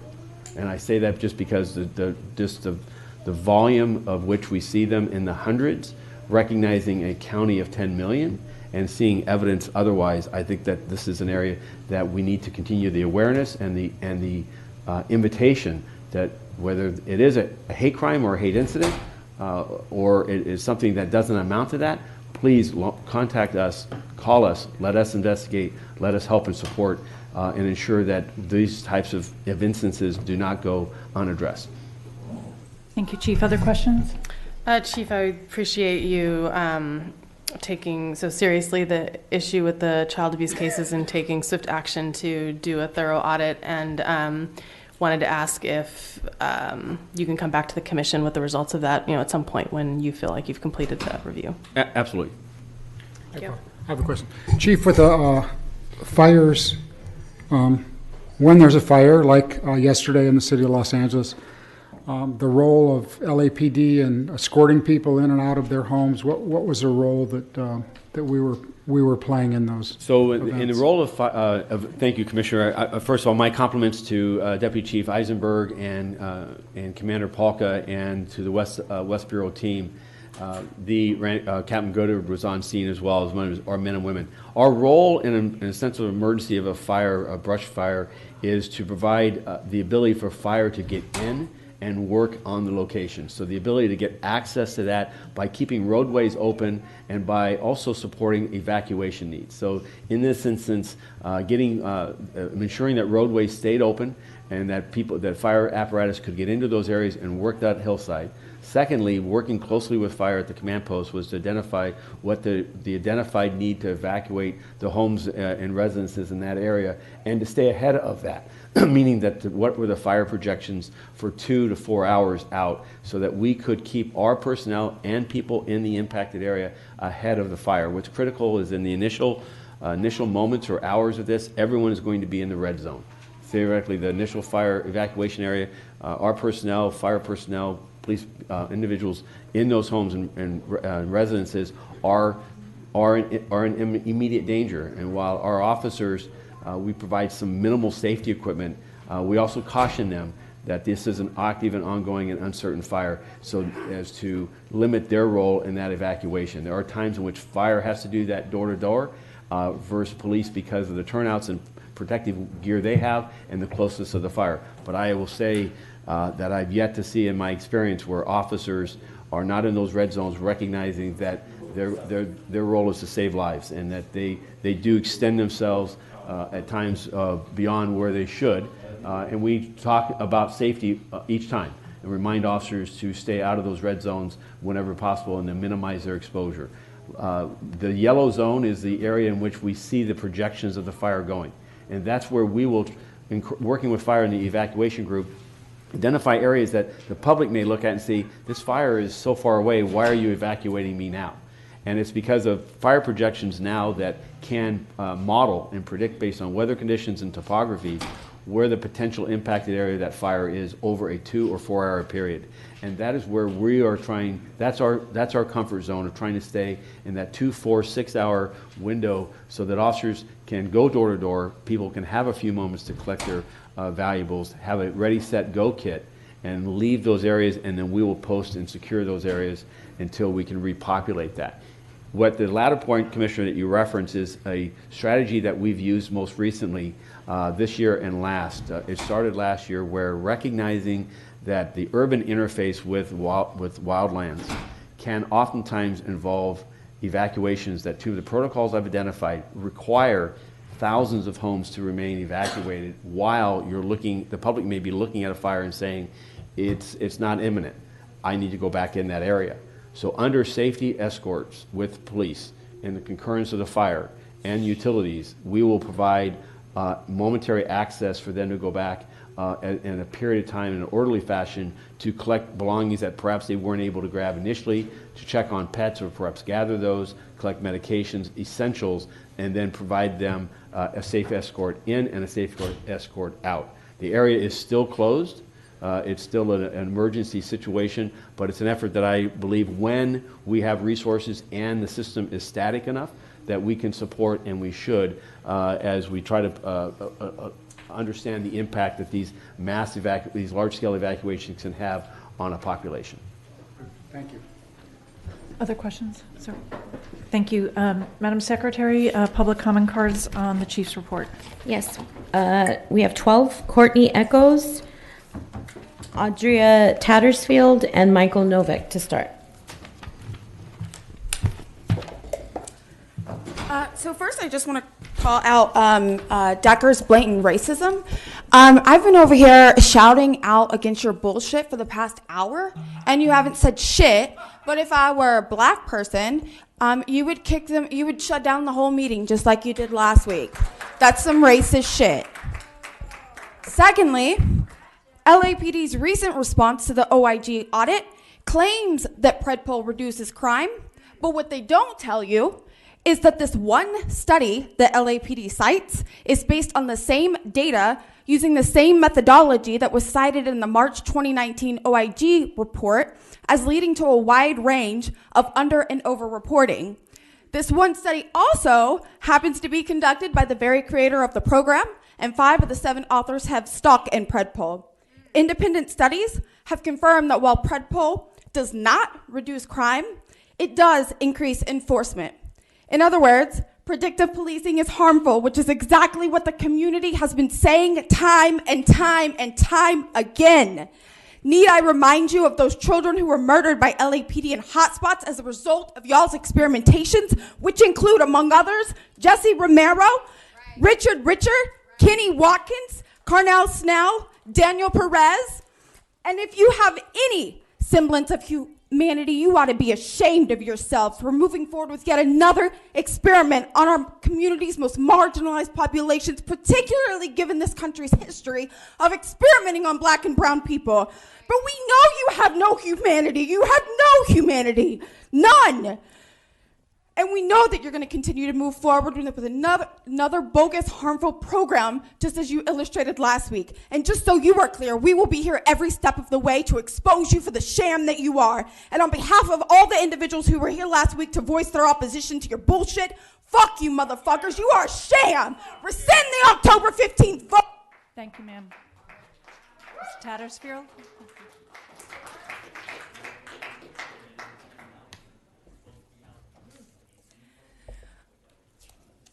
Hi, Chief Moore. I'm pretty confused as to why you spent so much time talking about the cultural activities that you attended. This past week, considering that the LAPD is one of the biggest threat to the communities that have these cultures, why you spend so much time talking about domestic violence prevention when police officers are overrepresented as domestic abusers, why you said that the biggest concern with traffic stops is people like walking and driving distracted, when in fact people's biggest concern with traffic stops is how police officers murder black and brown people in their cars. Also, although it doesn't surprise me, as the LAPD and the Police Commission doesn't actually seem interested in listening to people, despite your statements earlier that you're interested in increasing trust with communities. I mean, one significant incident that occurred between the period of October 15 to 22 that you didn't talk about as an agenda item is that Eileen Decker closed unjustly the commission meeting last week, not listening to 21 public comments that were remaining about PredPol, even though the community has much to say about how, as Courtney said earlier, it harms communities disproportionately. Also, how even outside of the public comments, how an LA Times article recently shares stories of even other police departments around the country that abandoned Predpol because it's ineffective, how Jeff Brandingham's colleagues at UCLA have denounced his research as being unethical and naturalizing policies that disparately harm Black and brown communities. How Predpol is clearly ineffective, but the commission hasn't been listening to it. So I'm really curious as to why the commission bothers to have these public comment cards when they don't actually respond to any of the public comments that are given by people. So I'd like first a response as to why the commission closed the meeting last week instead of listening to public comments, and also a response to our demand that the commission annul the vote last week that was unjustly conducted in closed session and reschedule a public hearing that allows another vote. Thank you. Thank you. Mr. Novick.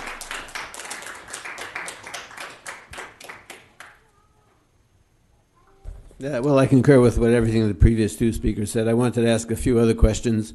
The chief went on at some length about domestic violence, and I'm wondering if he's aware that most studies show that there is a much higher incidence of domestic violence among law enforcement officers and the general population. Is the LAPD doing anything to uncover and prevent domestic violence by its officers?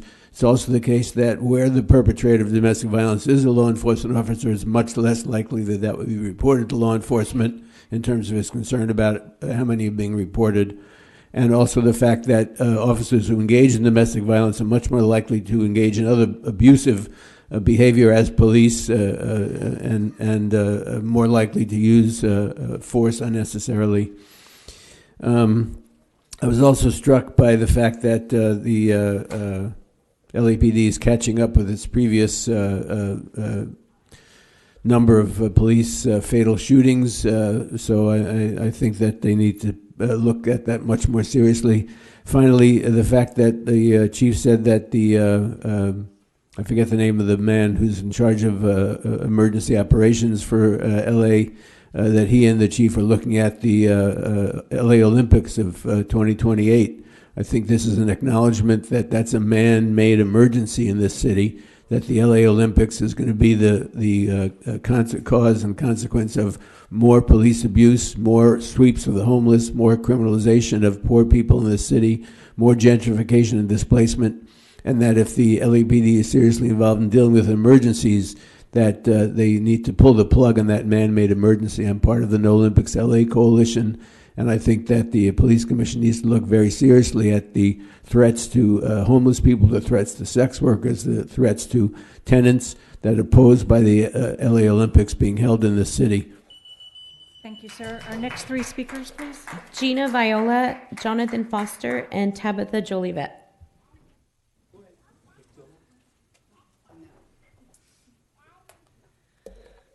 Yeah, so you are catching up with last year's numbers. 9 fatalities versus 10. What I'd like to know with those 9 fatalities, what is the race of all 9 people that the LAPD killed this year? What is the race? None of those people were white, were they?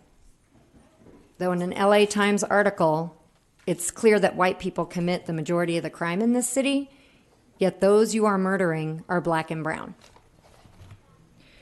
I also want to know about Ryan Lee, Martin Robles, and Edward Agadepo. Are they still working? What does it mean when this commission finds bullets out of policy? What do you do about that as a police chief? Do you let those people continue to be on the force? Are they out patrolling the streets? No answer? Sometimes you respond, sometimes you don't. So I'm giving you a moment to respond. Are they still working? The community has a right to know. Even this commission found them out of policy. And if they're still working, what good does this do? Nothing. Big surprise. Thank you, Mr. Foster. Mr. Foster, are you here, sir? There you go.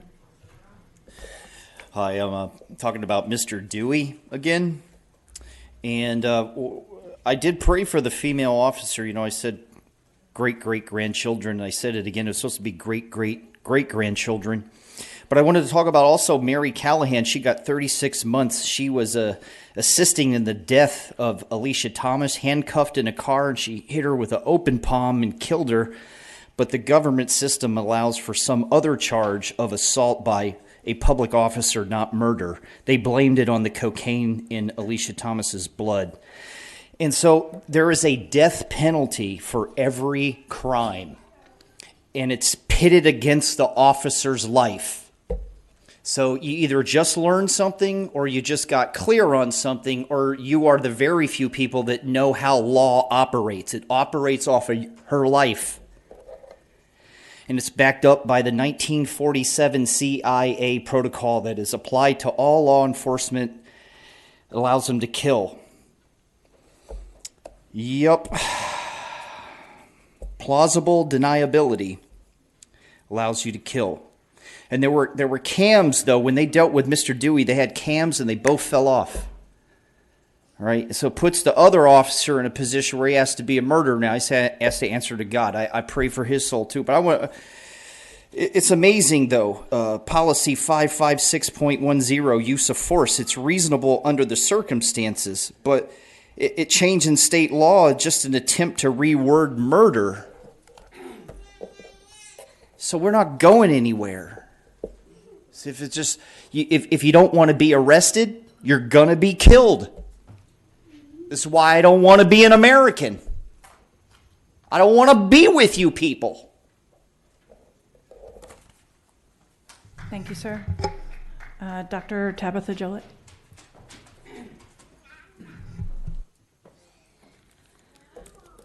Chief Moore, I want to first speak to you directly.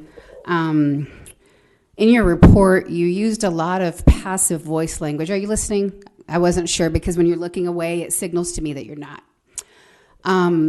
You detailed with great tactical strategy the murder of Lazari James Frazier Jr. And you used in that report passive voice. You talked about things that happened to him without regard for naming the fact that your officers, the LAPD, killed him in Sherman Oaks. That is just like basic English. And so that's my first message to you, that when you describe the activity and behavior of your officers, use active voice. Say what they did, not what happened to a black man, because what we know is that a black man was murdered by the LAPD last week in Sherman Oaks. His name is Lazari James Frazier Jr. Say his name. Say his name. Say his name. Use active voice to describe the behavior of your police officers. That's my first point. My second point today is to you, President of the Commission, Elaine Decker. Last week, when we gathered in this room, two of us had opportunity to speak to the agenda item related to Predpol. And when you all got upset that the community was shouting out at you, Elaine Decker, said, we're taking a recess. Within minutes, several of the officers who are standing in this room were commanded by someone, and I can only assume that it was Chief Moore because they're under your watch, to tell us as a community that we needed to immediately disperse, or we would be facing potential arrest for unlawful congregating, unlawful assembly. So why were we told by you that you were recessing, and then no one came from the commission? Thank you, ma'am. Your time is up, ma'am. We're going to finish public comment first. Please, ma'am, have a seat. No, ma'am, we're going to finish public comment first. Who are the next three speakers, please? Wayne from Encino. Ma'am, please have a seat. Audrey George and Ken Utsumi. Please have a seat, ma'am. Thank you. I'm sorry, the next three? Wayne from Encino, Audrey George, and Ken Utsumi. Audrey George, and who's after Ms. George? Ken Utsumi. Ken.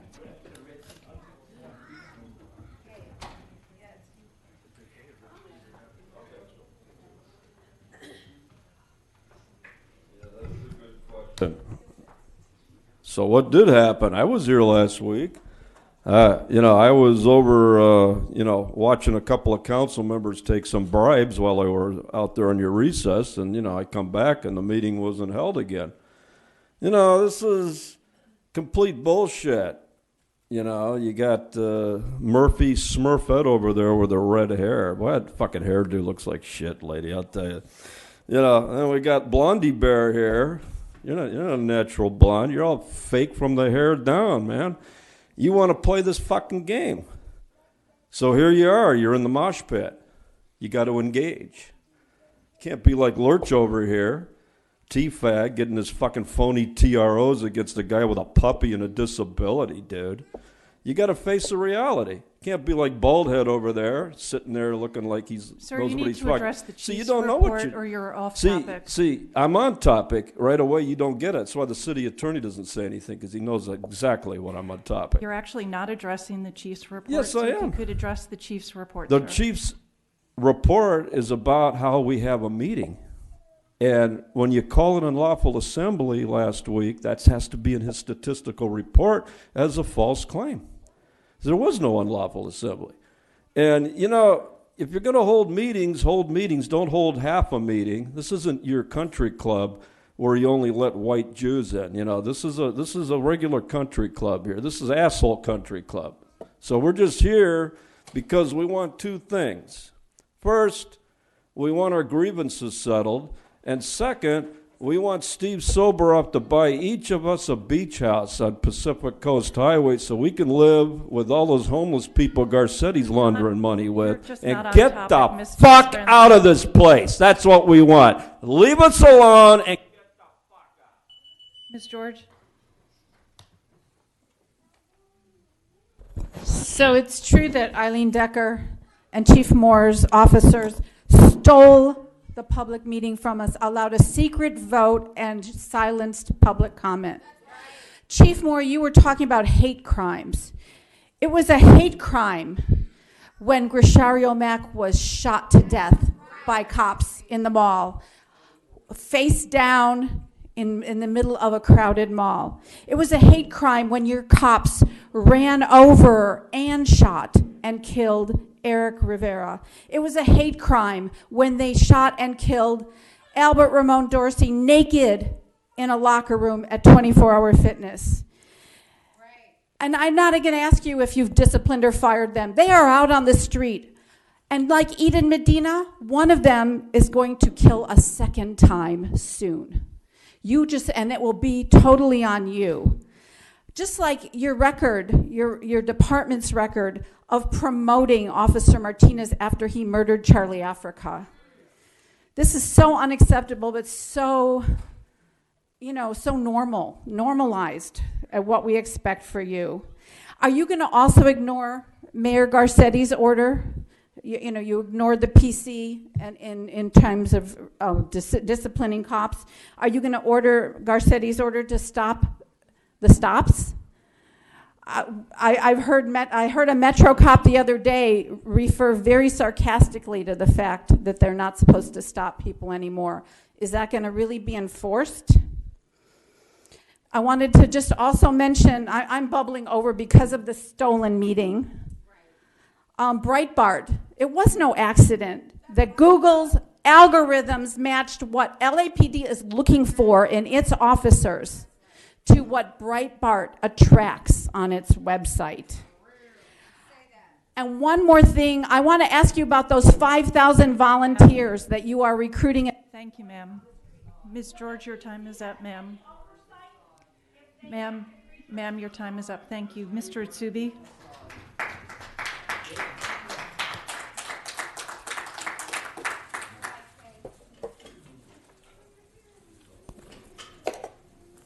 I want to add my voice because this is an important issue. That's right. I want to. Why last week, October 15th, were we ousted after the commission left the room? We said they're coming back as the police tried to get us out. So one of our members said they're coming back. They kicked us out. Why? Because they could have a vote without hearing our public comment. That's police state repression, authority repression. There is no democracy, there is no freedom. We have more and more a creeping fascism police state. And you guys are all complicit, every single one of you. And I want to ask the chief, consequences of violating somebody's right. As Audrey said, police murder and violate poor people's rights. They had civil and human rights, and they're treated as an object, not a human being, as something you could kick around, worse than a dog. And LAPD's community policing is divide and conquer. They use a part of the community, a small part, against the vast majority of the community to enforce, to bring their authoritarian police and repress the community. Thank you, sir. Our next three speakers, please. The next three speakers, the Red Chief Hunt, Susan Rocha, and Dan.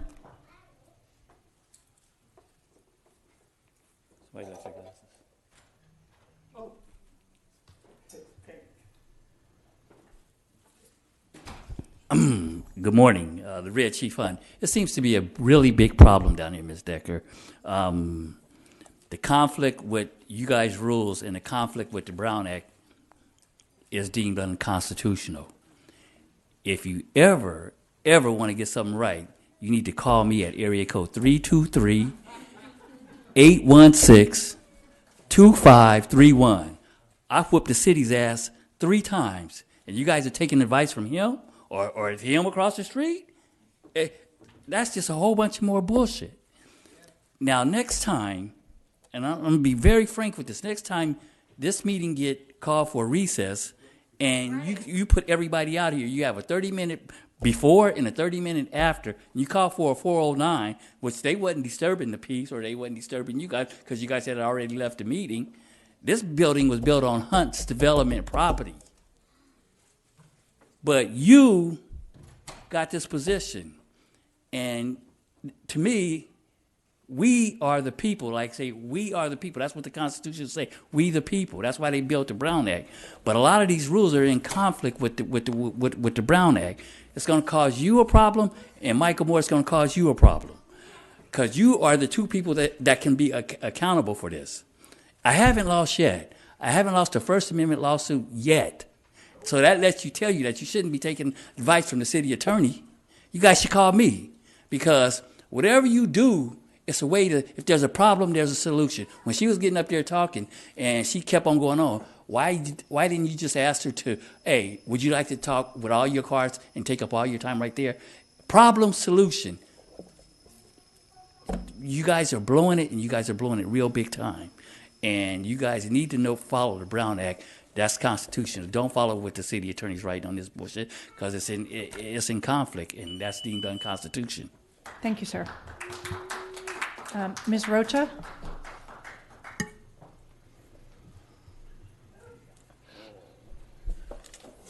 I will probably never get my justice because LAPD Northeast refused to let me write a police report against my false accusers.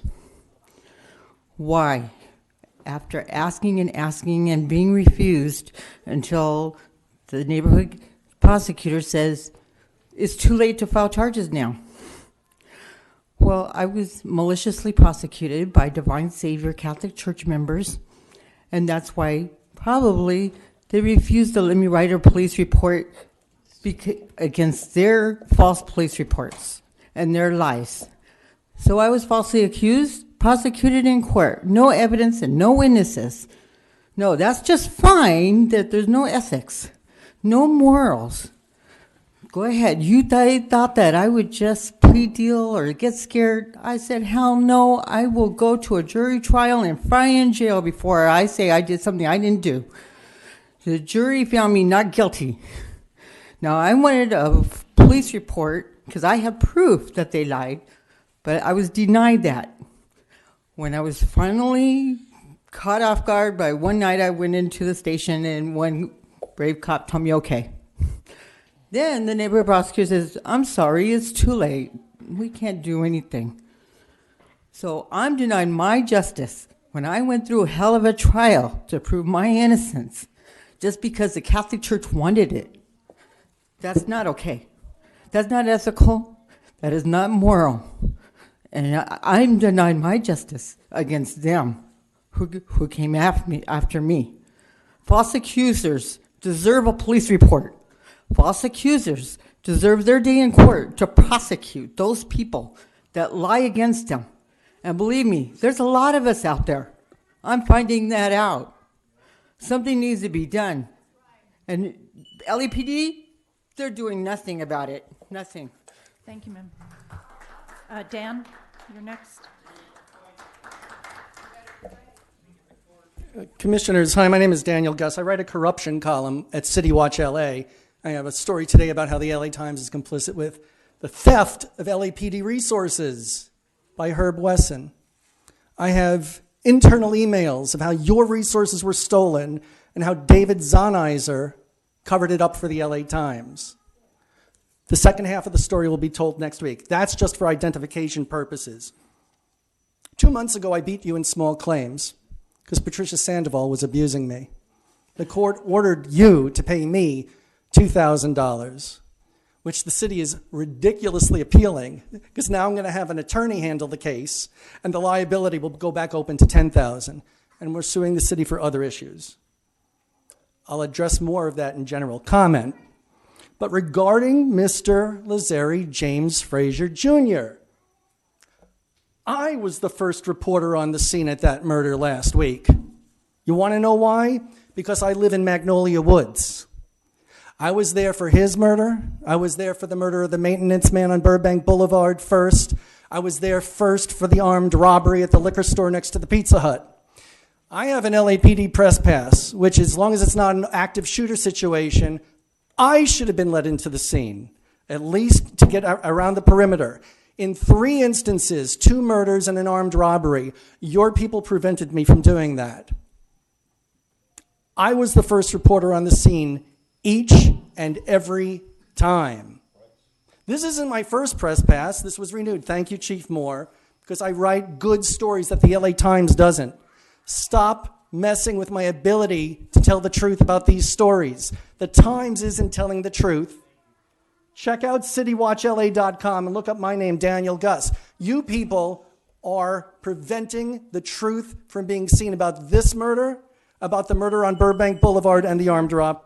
Thank you, sir. Our next 3 speakers. One final, Yvonne Michelle Autry. Ms. Autry is not here. Oh, she is here. Okay, I'm sorry, I didn't see you, ma'am.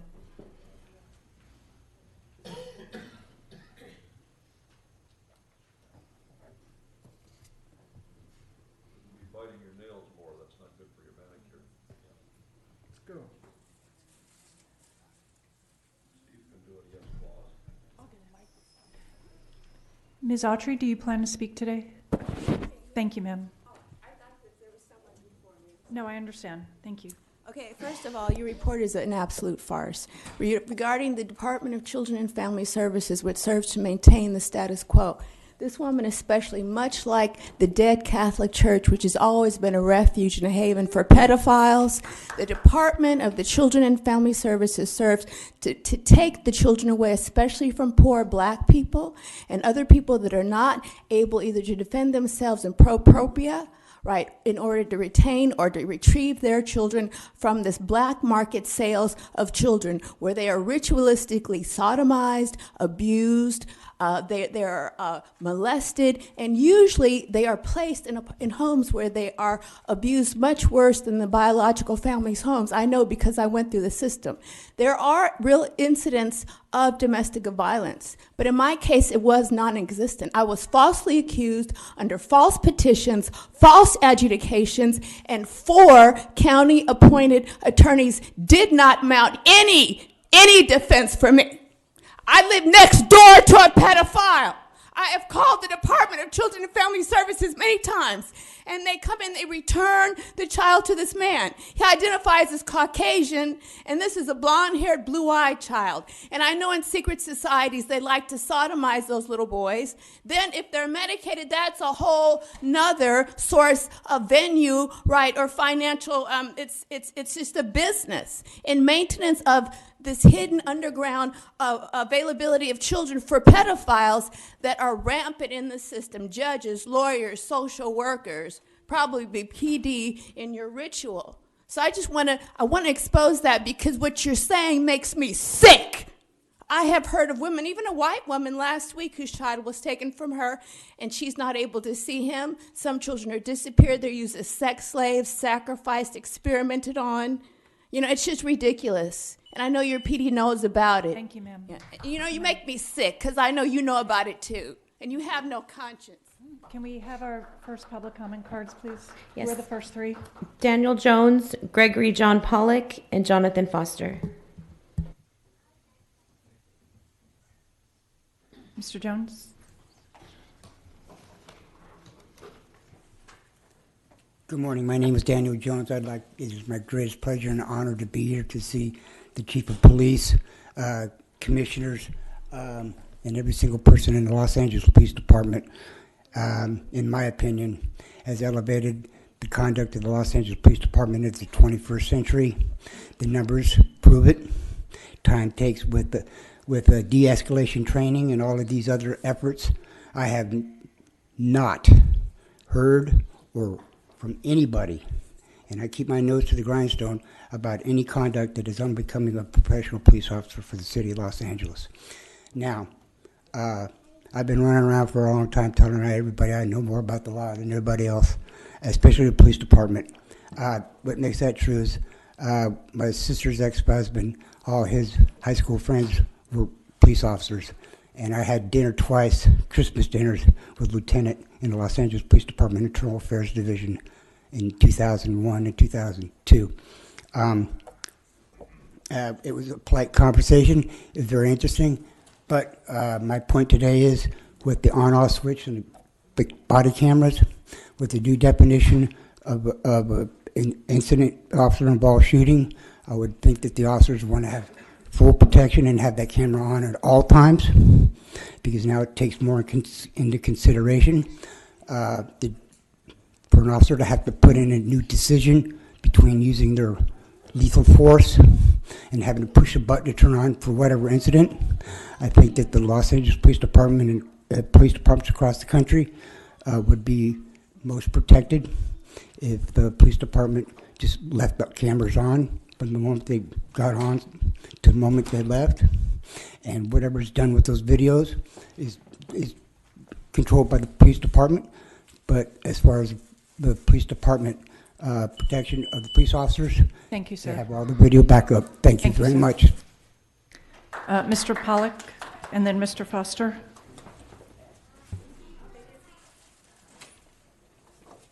Good morning, Commissioners. I'm just here to speak about something that I saw. I was on Sunland Boulevard at night, and there was a police cruiser parked or stopped on a call. It was not a Crown Vic, it was a Charger. And the Charger just has 2 amber lights on the top. And when the amber lights flash, it looks very much like a street sign. The back of the Charger just blacks out.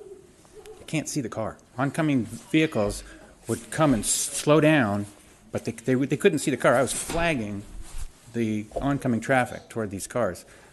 Only thing I could think of as a solution would be to put 2 pieces of red reflective tape on the back of the Charger, because you can't see it. It disappears. That's all I have. Mr. Foster? Jonathan Foster. Now I want to pray for the Dewey family. They live in Maryland, apparently. Father God, I'd like to pray for the Dewey family, every spouse. I'd like to bless every spouse. I'd like to bless all their children. I'd like to bless all their grandchildren. I'd like to bless all their great-grandchildren. I'd like to bless all their great-great-grandchildren. And I'd like to bless the Dewey's family with all great-great-great-grandchildren, that there be no guile found in them. That, again, will be up to the parents. Now, it's amazing how you all never say the words this group says. They're more American than you. You all are standing on principles for law enforcement or principles that are un-American and constitutional. Now, I've seen a lot of evidence that says this is not true, that you are trying to not look like you look. That's what I've heard, okay? But I still cannot believe that all your words and intent are not similar to this group. How come you don't say the same stuff? What these people are saying in their intent and directions and words are what you should be saying. These people shouldn't need to be here. It's like a total separate nation, what you were doing versus what these people know should actually be taking place. They ain't stupid. I know there's mean people in the USA. Terrible things happen to other people in the public. This is always going to happen. But they got neighborhoods being taken over by developers that call in far stretched out, manipulated creations of what crime could be. And then the Wall Street creeps never pay nobody. I mean, it's how long do we got to keep saying this stuff? My God, it's like I just want to die. When I hear about somebody else died here, man, it makes me sick. The next three speakers. Gina Viola, Michael Novick, and Susan Price.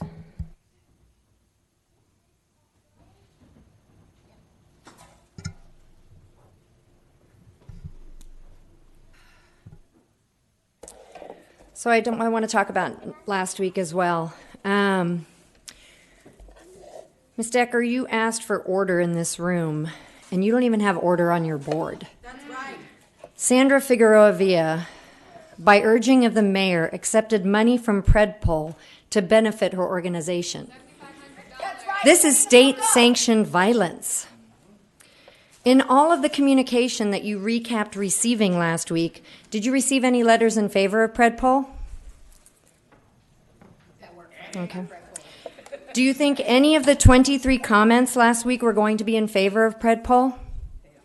You couldn't handle the 46 minutes of truth, so you silenced us. You silenced us.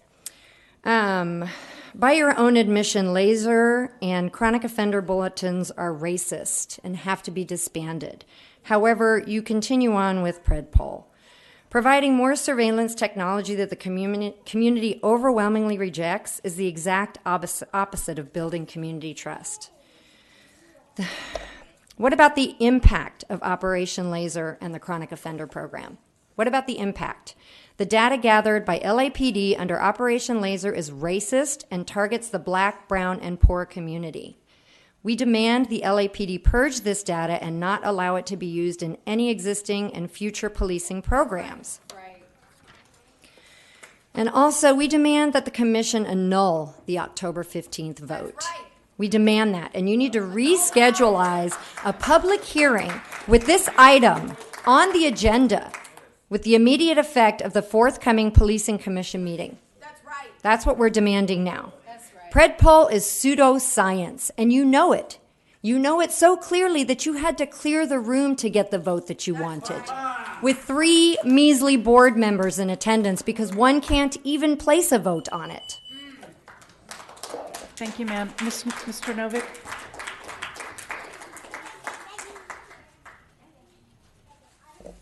I urge you to rescind the vote taken last week. I think you could solve the problem of having police officers clear this room when you go into recess by not meeting in this room. You need to take your meetings out into the community in the evenings when people can attend, and so you should reschedule a public hearing. I would commend to all of you to read this book, Thin Blue Lie, the failure of high-tech policing that documents over and over again the role of private corporations in promoting so-called technological solutions that involve basically profit-taking by members of different police departments acting as agents of those companies. You're talking about not predictive policing, but predatory policing. I want to comment on something else entirely. Today, October 22nd, has historically been the day of action against police brutality and the criminalization of a generation. So you should take note of that the way you take note of other dates of significance. I'm not an advocate of Refuse Fascism or Bob Avakian, but this week, members of Refuse Fascism were attacked in Santa Monica by neo-fascist supporters of Donald Trump, who sprayed them with pepper spray and bear repellent. And I think that the LAPD has played a role in criminalizing the activities of that group. Chief Moore justified the use of political police informants and police espionage against them, claiming they were involved in planning racist, violent actions, which they were not.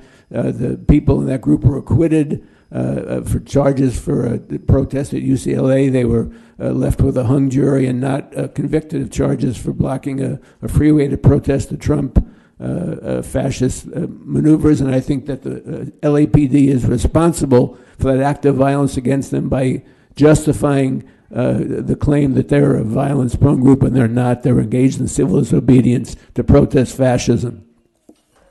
Thank you, sir. Susan Price.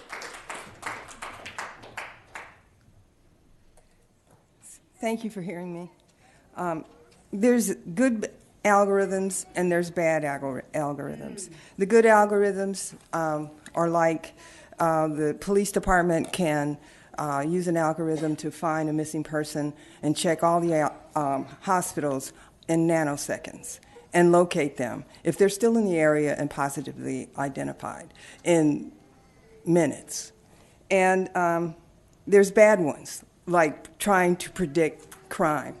You cannot predict what people will do. That's right. It's too, it's just too broad, and people are too unpredictable. Right. The Emancipation and 13th Amendment, slave patrols were, of course, during slavery, became police forces to re-enslave people after the 13th Amendment, and thousands of free people were re-enslaved. And now it has become, that was effective eugenics, and now we're back at it again, doing it using tech-facilitated, high-tech, weapons like Predpol.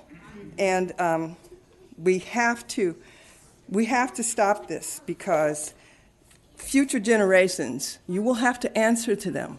We all have children here. And social justice is not only, climate change is not only, it's not only the change in climate, it's also climate change for social justice.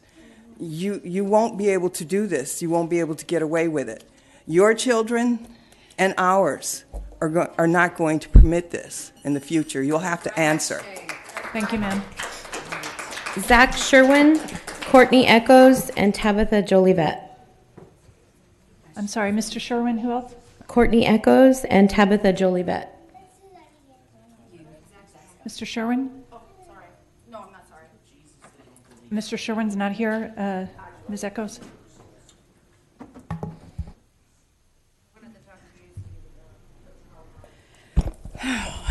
So LAPD's recent response to the OIG audit reveals that LAPD wants to further target people who are on parole and probation. But here's the thing. We know that black folks are more likely to receive harsher sentences compared to whites for the same offense. We also know that blacks are disproportionately represented among the population on parole and probation. And we also know that black folks have their probation revoked at higher rates than white probationers, even after accounting for criminal history, seriousness of the crime, and other factors. And yet here we are, LAPD wants to use this data that specifically targets communities of color and exacerbate racial disparities.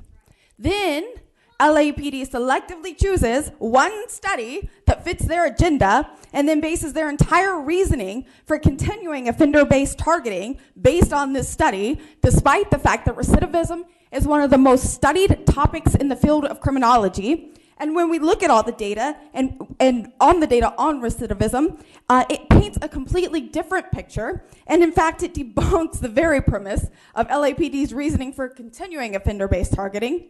And then, like crime itself, recidivism is a social construct, and for this reason, many researchers are increasingly critical of using recidivism as an outcome of police intervention. Furthermore, we still do not know the impact of Operation Laser, which was dismantled in April 2019 due to police abuse, and there still has not been an investigation into the harm and impact of the program. We demand a public hearing on the human impact of Operation Laser, and we demand reparations for the harms of that program, and we demand that this commission annul the October 15th vote. We don't want your precision policing. We don't want your predictive policing. We don't want any of your damn policing. Shut it down. What do we say to predictive? Thank you, ma'am. Thank you, ma'am. Ms. Tabitha Joliet? I'm sorry, I mispronounced it again, ma'am. Would you pronounce it correctly for me? I'm sorry. Would you pronounce your last name correctly for me? Jolivet. Jolivet, thank you. I just want to reiterate something that is really an undercurrent for much of what you're hearing from the public today. And that is really a very basic epistemological assumption about what you mean by racism and what we mean by racism. It is clear to me, and this is probably because I'm a teacher, and so I'm going to use this as an opportunity to try to see if we can shift thinking. It's clear to me that you're disregarding the leading scholars of racism when you characterize racism. When you frame racism, it's framed around individual behavior and activity, slurs, hatred, individual targeting, etc. What you fail to consider is what leading scholars like Ibram Kendi talk about and write about when they talk about racism.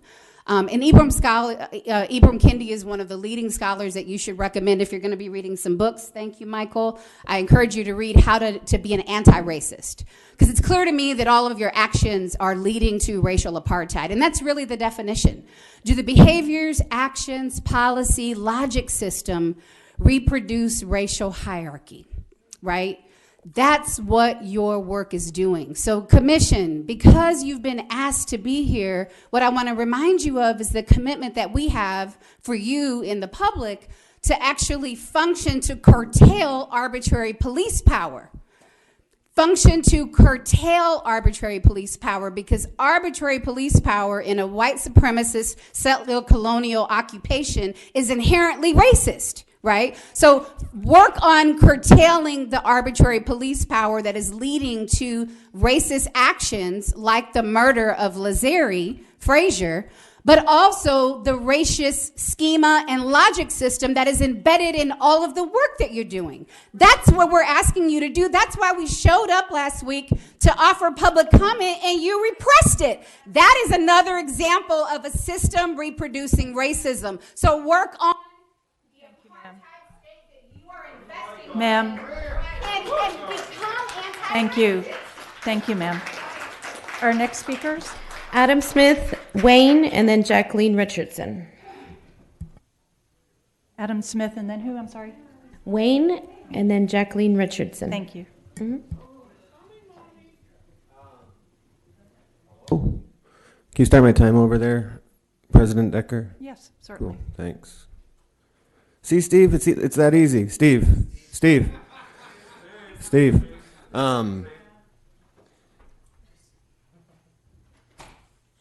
It's always tough to come in here. I'm from a white community, class privilege, and we're not impacted by policing the way that black and brown and poor communities are, but it still pains my fucking soul to come in here on a Tuesday, in the days after another LAPD shooting, especially fatal.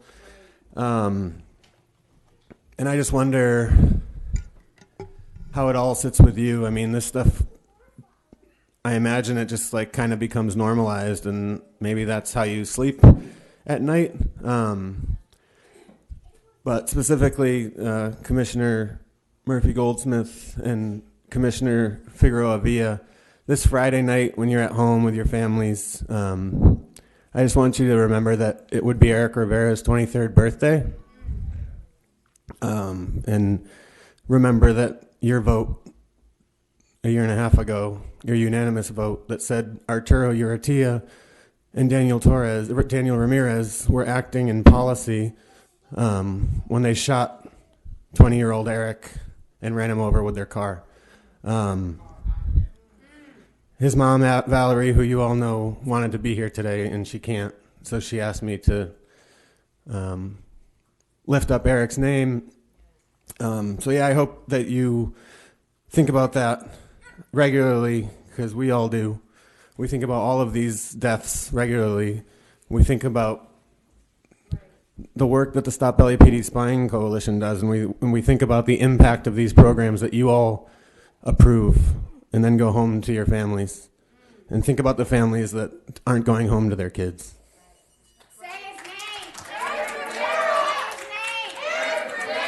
Mr. Spindler.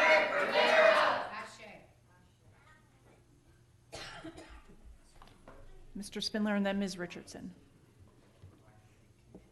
Yeah, putting your thing back on your little thing. There you go. Yes, as you see, you upset people when you have bad customer service. See, this is customer service mode.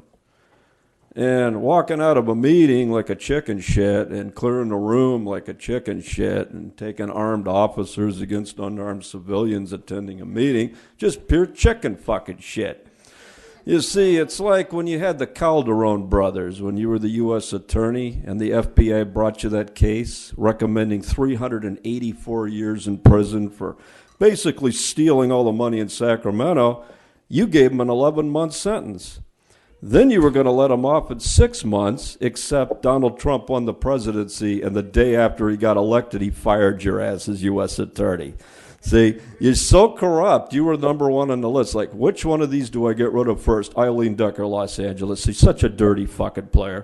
You know, those FBI agents risked their lives in that case. They went up to Sacramento. They had more. They were going to clean it up, but not Eileen Decker, folks. No, she just slammed the door on justice. After that 11 months, they shut down the whole public integrity unit. They're like, as long as Eileen Decker is U.S. attorney, we're not going to take a single public integrity fucking case in L.A. County again. That's what they do. See, you got good cops, lots of good cops, but then it goes to people like Eileen Decker. It goes to people like Mike Fuhrer. It goes to people like that. People like Jan Perry that take all your killer cop cases and fucking reject the filing. Not one prosecution. You know why? They're too stupid. You know, even Shaquille O'Neal could throw enough three-pointers and one of them lands. You got to have one fucking case, right? You're a fucking cunt. Ms. Richardson.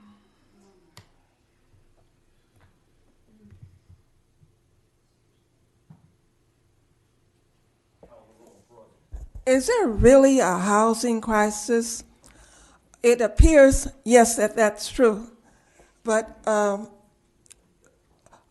you have to remember or think about there are lots of housing that the rent is paid, but the people don't show up and live in the housing.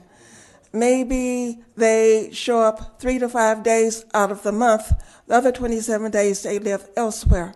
They might live in another city. They might live in another state, but they don't show up. It's not easy to prove that because you don't see the renters, the landlords don't see them. You have to judge some of that by the amount of traffic that goes in and out of the building. Their doors aren't open. You don't talk to the leasing officers. You have to judge that by the flow of the people going out of the building. In downtown Los Angeles, there are many units at over 20 units in it. And I would estimate, without really knowing, guessing, that at least 10% of these units are not occupied by the people that pay the rent. They pay the rent, but they don't show up. So that ties up the unit. What question is, why are they doing this? Is it a legitimate reason, or are they really trying to tie up the building so other people can't get in it? Or what is the reason for that? Whatever the reason, it's, as far as I'm concerned, and I don't really know, I'm guessing, by the flow of the traffic of a few buildings that I've been in, that the housing crisis in downtown Los Angeles is not legitimate. Are there additional public speakers? Who are the next Yes. three? Audrey George, Yvonne Michelle Autry, and Amy Wang. Ms. George?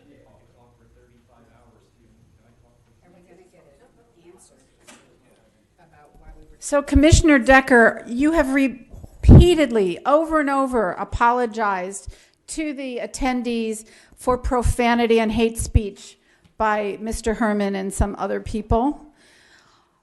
I have not heard you once apologize that Soboroff called one of the most highly respected and most informed and beloved activists in our group a fucking asshole twice from the dais. I'm waiting to hear when you're going to apologize for Steve Soboroff or require him to apologize. You missed a great opportunity last week. Are you so sure that in stealing that meeting from us, are you so sure that not one of us would have had a public comment that could have persuaded you not to approve that report? Are you all so sure? Because you had decided to approve that report way before you attended that meeting. We do demand, and I support that demand, that you rescind that vote and hear full public comment. All of those 23 plus people that were ready to speak, and then hold your vote. I wanted to also, just about PredPol, crime data is always overrepresented, black and brown people. We know that they're 5 times more likely to be stopped than white people and 5 times more likely to be arrested than white folks. PredPol just embeds this structural racism into math and tries to justify it that way. You've got to get rid of. Precision policing is no better than any of the other racist policing. And finally, I didn't get to finish talking about the volunteers. I want to know, those 5,000... Your time is up, ma'am. There are other speakers. Ma'am. Ma'am, your time is up. Thank you. The next speaker is Ms. Audrey, I believe. Yes. Yvonne Michelle Autry, Amy Wang, and Susan Rocha. Susan. Thank you, Ms. Autry.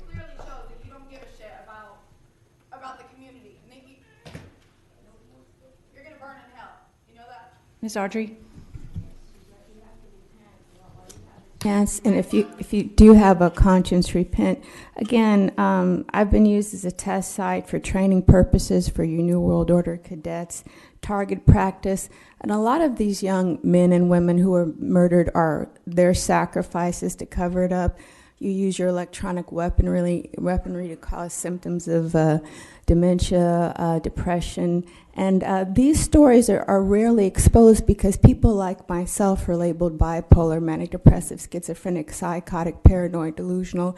And if it's not your undercover agents, your police officers who are using this electronic weaponry, germ warfare, and other lethal means at your disposal because of your 007 status to cover up these covert population mind control and depopulation exercises to perfect this depopulation mind control, which will be fully implemented in the New World Order. So I'm against that. We do not want PredPol, which is a part of that, the facial recognition, the suspicious activity reports, which are false. Also, your predictive policing. That's just like saying, well, you know, she's sexy, so we know she's a whore. That's happened to me time and time again. It's ridiculous to justify maintenance of your status quo. And I'm speaking on the record against incrimination of victims who are vocal like myself. I was battered. I was a victim of a terrorist threat on my life. A man sexually harassed me, as many have been hired as a targeted individual. And in self-defense, I pepper sprayed him, and I was arrested and spent 2 days in jail because of the false suspicious activity reports, because of the false facial recognition, and all of the data that you have compiled against one person that still speaks up and still is alive to do so. So I speak against this because you're aware of this. Most of these individuals are dead, or they don't know they're on medication, and they don't know that they're being victimized. So again, how many times do we have to speak against this? We don't want it. Thank you, ma'am. I don't care what you think about Amy me. Wen. Take their comments into consideration. Thank you, ma'am.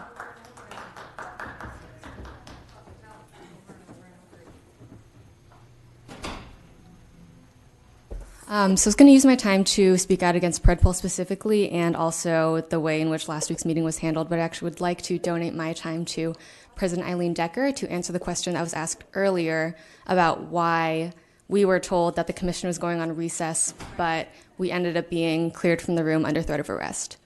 Ma'am, you can use your time now, or you can waive it and sit down, and I'll continue with the other speakers. I will speak at the end of public comment. Are you definitely going to speak at the end of public comment? Is that... You can... No, ma'am. A minute and 20... You can use your time or waive it. Those are your choices. I'll use my time then, and we'll wait until the end. So I would like to say that I was appalled last week that the department's report on predictive policing programs such as Operation Laser and Predpol really focused on lip service to the fact that they were concerned about the nomenclature and the semantics of things like dosage, of things like anchor points, but they did not give a shit about actually changing the program that those names address. They wanted to continue using things like anchor points. They want to continue using the data from Project Laser, Operation Laser, to continue predictive policing programs in the future, which completely neglects the human impact of these programs, which we have already explained has led to actual deaths and murders of Black and brown people in this city, just last week included. As you all know, Predpol is not necessarily based on science and hard facts, as we've known. Also, the commission has clear conflicts of interest in overseeing anything like Predpol when you are receiving donations from the company itself. And all of this just goes to say that Predpol is a way of continuing to legitimize the LAPD's genocide of Black and brown people in LA. And that is all I really have to say. And I look forward to hearing your explanation, Eileen Decker, at the end of the meeting. Thank you, ma'am. Susan Roquista?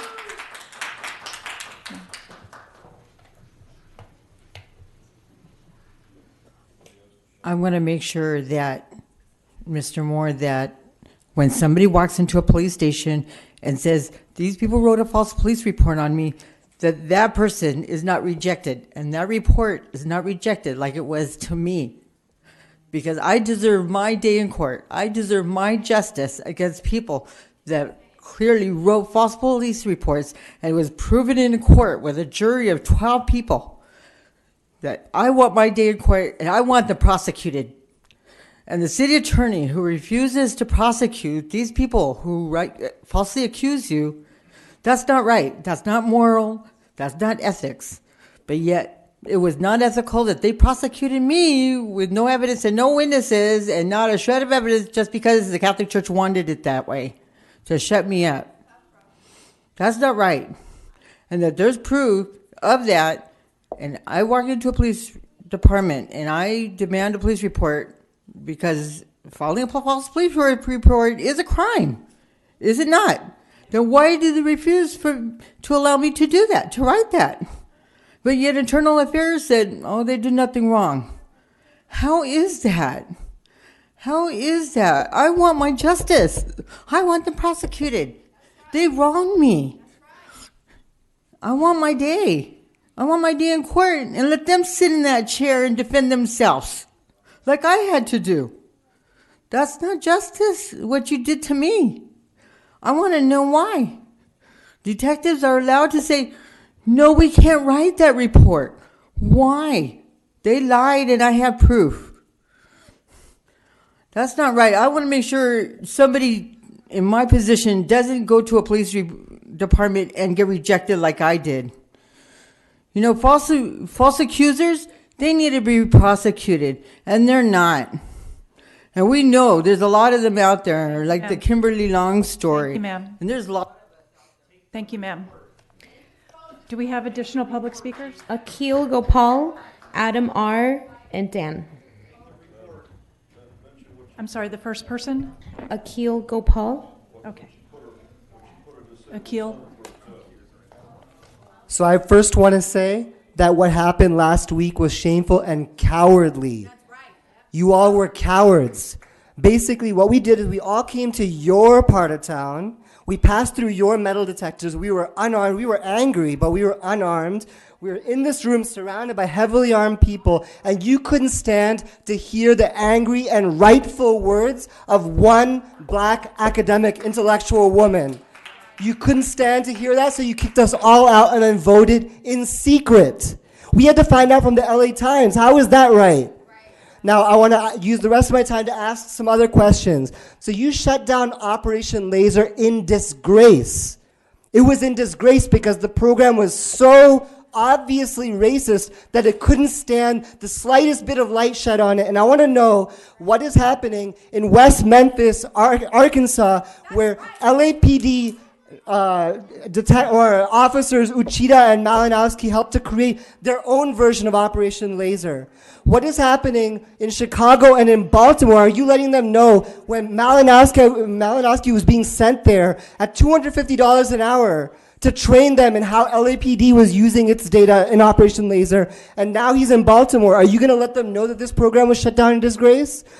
What's going to happen to all of the dozens of cities that use PredPol? Are you going to let them know that actually your own study found zero impact on crime, and that your own study showed that the people doing the testing were in the position to profit from the program continuing to be used? Are you going to let people in England know that you used PredPol for 5 years? Are you going to let people know all over this country? What's going to happen? Are you going to let people know in Israel, where Horace Frank went there in 2014 to talk about LAPD's big data programs? Are you going to pay reparations to all these people, from Palestinians who experienced the brunt of this from the IDF, from people in England, from people all over this country? Are you going to... Thank you, sir. Thank you, sir. Thank you, sir. There are other speakers waiting, sir. Sir, please conclude your remarks. Thank you, sir.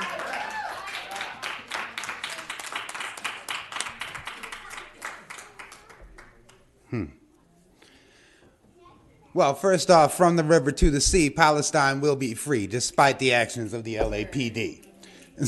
So, speaking of apartheid states, coming from one in the center of downtown Los Angeles, created by a policy of broken windows policing, a failed policy of broken windows policing, it is still shocking to me that after 10 years of the Safer Cities Initiative, after $1 billion tax dollars spent on policing a 50 square block area for 10 years, you guys are still doing the same shit. Skid Row is choked by PredPol zones. The same policy of containment is still there. But of course it is. I mean, that's the system. When the 4118D rewrite was proposed by objectively the dumbest member of the city attorney's office, Valerie Flores, we took it to city council and shut that down.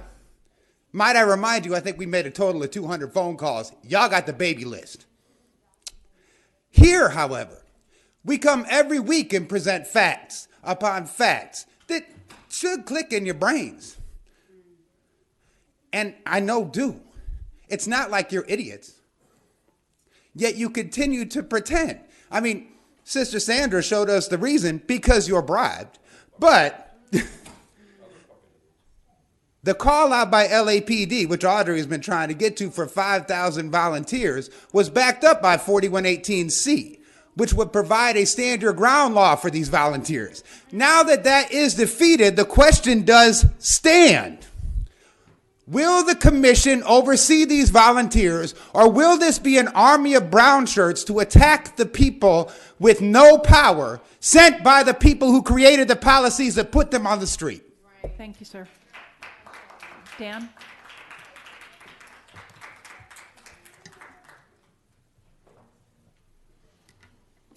Commissioners Daniel Gus, City Watch LA. The only reason I'm here is because I've made numerous offers to Chief Moore to sit down and resolve our issues, none of which have been accepted. So I can write about your corruption in my column. I can take you back to court and win again. My offer is still open. I don't like being here. I don't like writing about this. The offer is still open. Regarding the killing at Kester Elementary School last week, why was there no lockdown of the elementary school? You had undercover officers watching a murder-robbery suspect half a block away from the elementary school, and there was no lockdown? Is that why I was denied access with my press pass? Your discovery unit is withholding records, commissioners. My next suit won't be in small claims if I'm forced to sue. My attorney, Paul Nicholas Boylan, has sued the city before and won, and the city has had to pay my attorney a lot of money. I suggest you cough up the records for the computer-aided dispatch that I have requested. Because you know that there was a domestic violence incident regarding Mayor Garcetti, and not his wife and not another woman. If you want me to sue over that, you want to talk about headlines, or you can cough up the records. Speaking of which, I'm investigating Captain Art Sandoval about a financial shakedown and the organization that's been funding where he's located. I suggest you look into Captain Art Sandoval Suite and turn over the records that I requested regarding him. Finally, I reported to you 2 months ago that Tracy Banuelos and Brian Hunn falsified sworn court records. I reported it 2 months ago. Nobody has contacted me from the IG's office.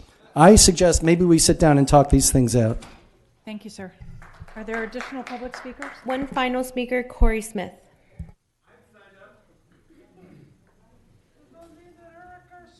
Mr. Corey Smith. This is absolute shit right here. You know, I'm sitting here. I don't know how long you've seen me standing there. You obviously know I'm trying to speak. I don't know why the fuck I'm at the very end. So, you know, we're talking about ethics here. We're talking about First Amendment.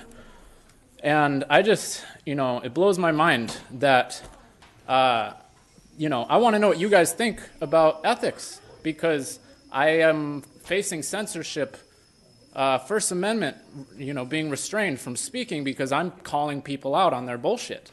And you know, I'm facing censorship, and, you know, how's this for censorship? And I'm going to call the guy out. The guy's name is Jay Handel. He's a piece of shit. He's coming in, you know, we're talking about ethics. I'm out here trying to help homeless people. You know, I got some people in our safe parking program, and I'm giving them the tools to clean up their cars and make themselves look better. And I got this guy coming over here. He works very frequently with your department. This is why I'm bringing it up.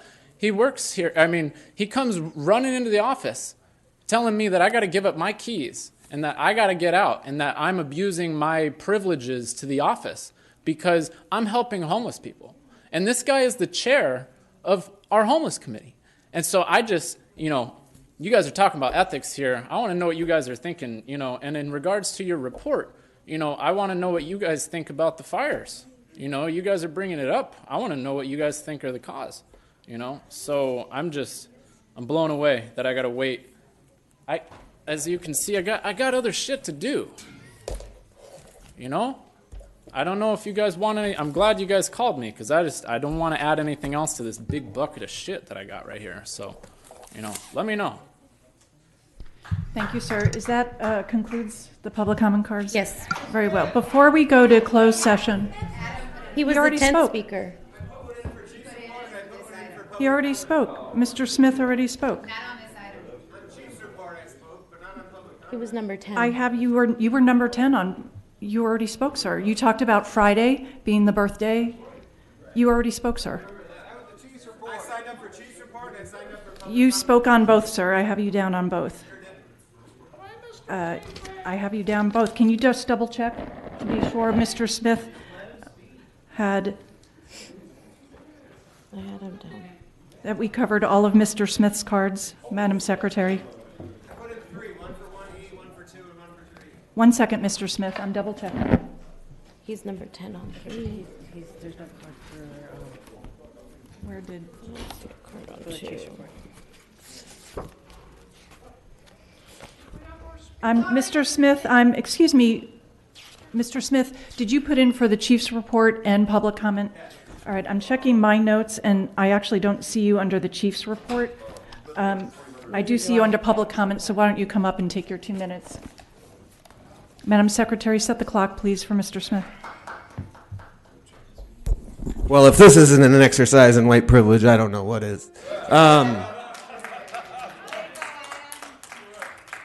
So, Chief, a few weeks ago, during the Breitbart debacle, you tweeted at me kind of condescendingly and said that someone must be trying to discredit the LAPD. And since I haven't received to be clear, the Breitbart ad was somebody trying to discredit the LAPD, according to what you tweeted at me. And since I haven't received an apology for that condescending tweet, I'm assuming that the investigation into the discreditation of the LAPD from that Breitbart article is ongoing, and I'm wondering if your chief of detectives, Deputy Chief Chris Pitcher, has like a team of detectives working on that to find out who it is that was discrediting the LAPD with that Breitbart ad.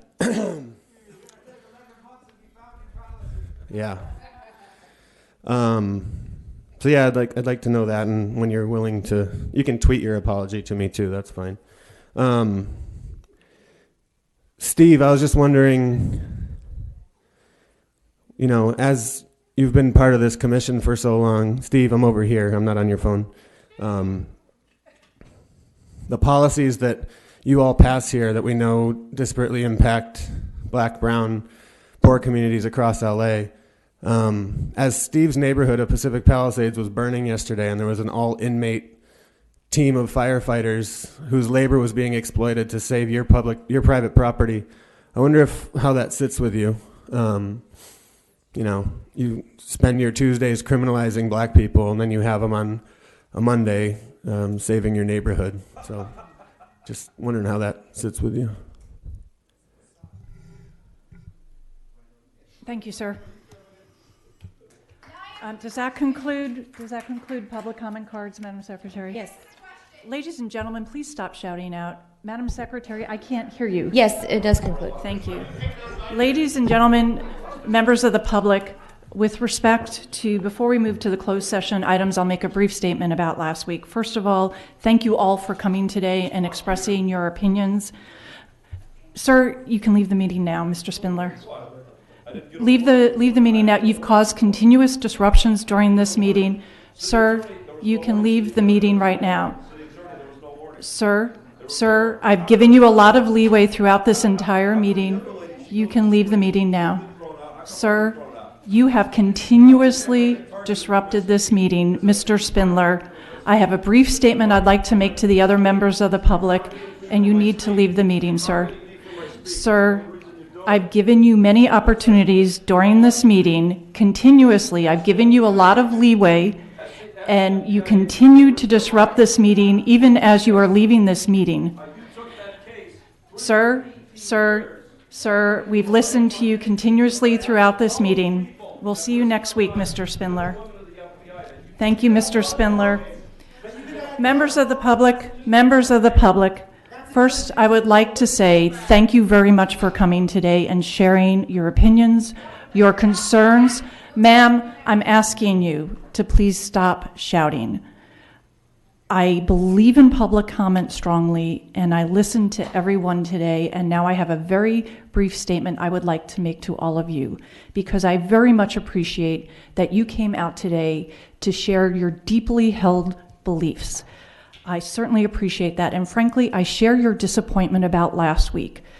I was actually looking forward to your comments, and I'll tell you why. Because even when we disagree, I learn a lot from each one of you. I learn about your perspectives. I learn about how diligently and hard you work on all of these issues. And I was deeply disappointed about last week's meeting. However, as chair of this meeting, I have some very difficult decisions to make, and many of them come down to how many public disruptions will be allowed in a meeting. Last week, I continually asked, implored, and begged all the members of the public to allow the meeting to proceed. And I regret that the meeting did get to a point where it had to be, we had to go into recess. But I will add, I not just, after continuous disruptions, said that the meeting would be recessed, but I did say the room would be cleared. The officers were following an instruction given by the chair of this committee, chair of this commission, that the room needed to be cleared. They did not make that decision independently, and I suspect you did not hear it because there was so much disruption during the meeting. I will say that there will be continuous opportunities for you to express your opinions on the Predpol part of the report that remains in effect. The commission asked the IG to do continuous oversight. We will continually review that program, and we specifically asked that it be reviewed for disparate impact. At this point, I'll ask any member of the commission if you want to add anything. Thank you very much. I sincerely appreciate you all coming today and expressing your opinions. Thank you. We will proceed to closed session. Got speakers on closed session? Do you have speakers on closed session? 4.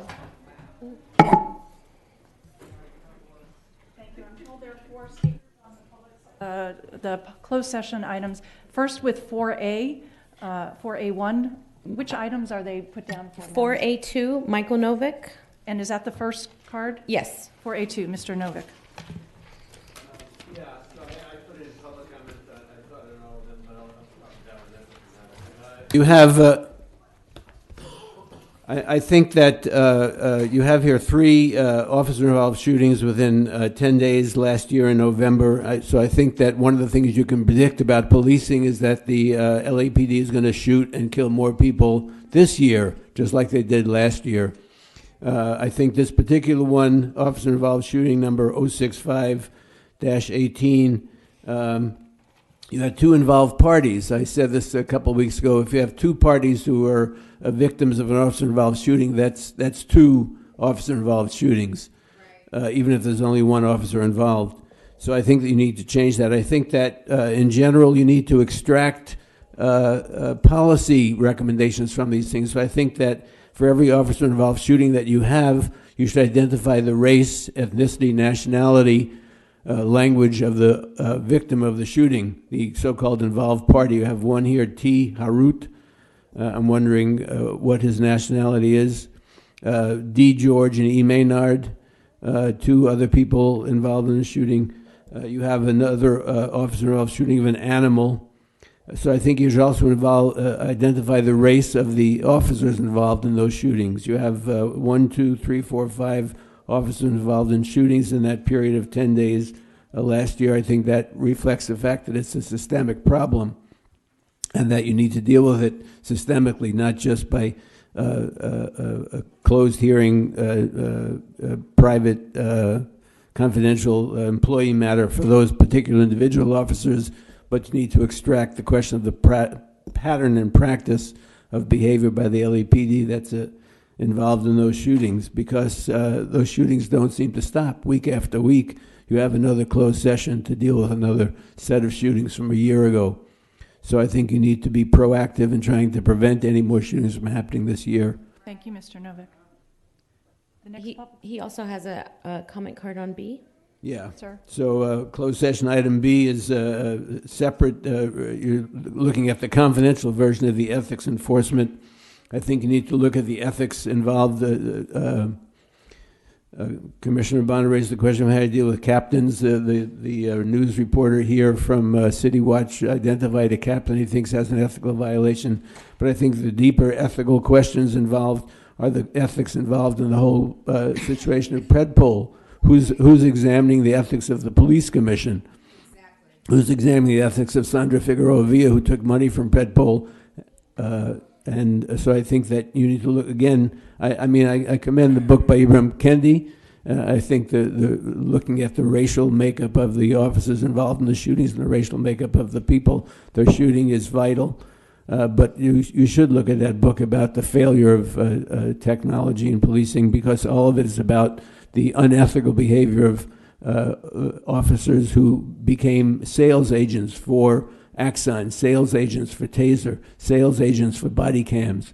And so the same thing is happening with Predpol. You're involved in the development of the thing. You have officers involved in creating Predpol and making money out of it and selling it back to you. So I think that that's an ethics enforcement violation that you need to look at much more deeply. The last thing on your agenda today is C, public employee discipline, dismissal, release of public employee performance evaluation of the chief of police. And I think this is the third or fourth time, at least in the last month or so, you've had this on your agenda. I'm not sure why it's taking so long, but it leads me to believe that there are questions that you have about the evaluation of Chief Moore, and I think that therefore, you might want to conclude that the chief is not meeting the standards that you should have for a chief of this department. He, is demonstrating that the department has not overcome the systemic violations of human rights, the enforcement of a system of white supremacy. He's very good at playing good cop to Steve Soboroff, but that's a role. You see it on TV all the time. People play good cop and bad cop as a way of controlling people. And so I think that you should find that Chief Moore is not fulfilling the responsibilities of a chief, just the same way that his predecessor wasn't, and his predecessor before that. And you should remove him unless you can change the fundamental nature of policing in this city. Thank you, sir. Are there any other public comment cards? There are no more speakers. Thank you very much. We'll go to closed session then. The Board of Police Commissioners will now recess into closed session to discuss items 4A1, 4A2, 4A3, 4B, 4C in accordance to Government Code 54957.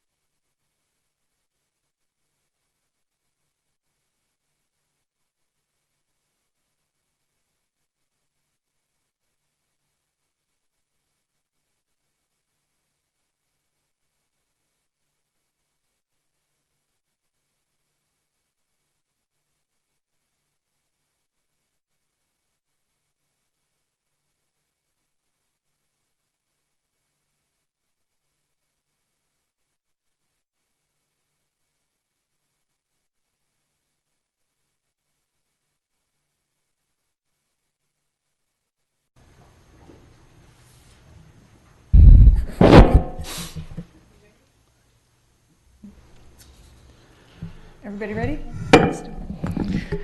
The Board of Police Commissioners has concluded its work in closed session. We are back in open session. The Executive Director will report out. As to item 4A1, OIS 064-18, the Board of Police Commissioners unanimously 5-0 adopted the recommendations of the Chief of Police. As to item 5A2, the Board of Police Commissioners adopted the recommendations unanimously of the Chief of Police, with the exception of the lethal use of force by one police officer 3 of Taser Activation 4. Non-lethal. You said lethal. Oh, I'm sorry, non-lethal use of force. Excuse me. Correct that. Let's go back and correct that. 4A2, OIS 065-18, the Board of Police Commissioners unanimously adopted the recommendation of the Chief of Police with the exception of lethal use of force by one police officer, 3+1, for Taser Activation 4. As to 4A3, the Board of Police Commissioners unanimously adopted the recommendation of the Chief of Police, 5-0. 4B was continued. 4C was discussed. That concludes the closed session actions. Thank you. Is there a motion to adjourn? Second. All in favor? Aye. We stand adjourned until the next meeting. Thank you very much.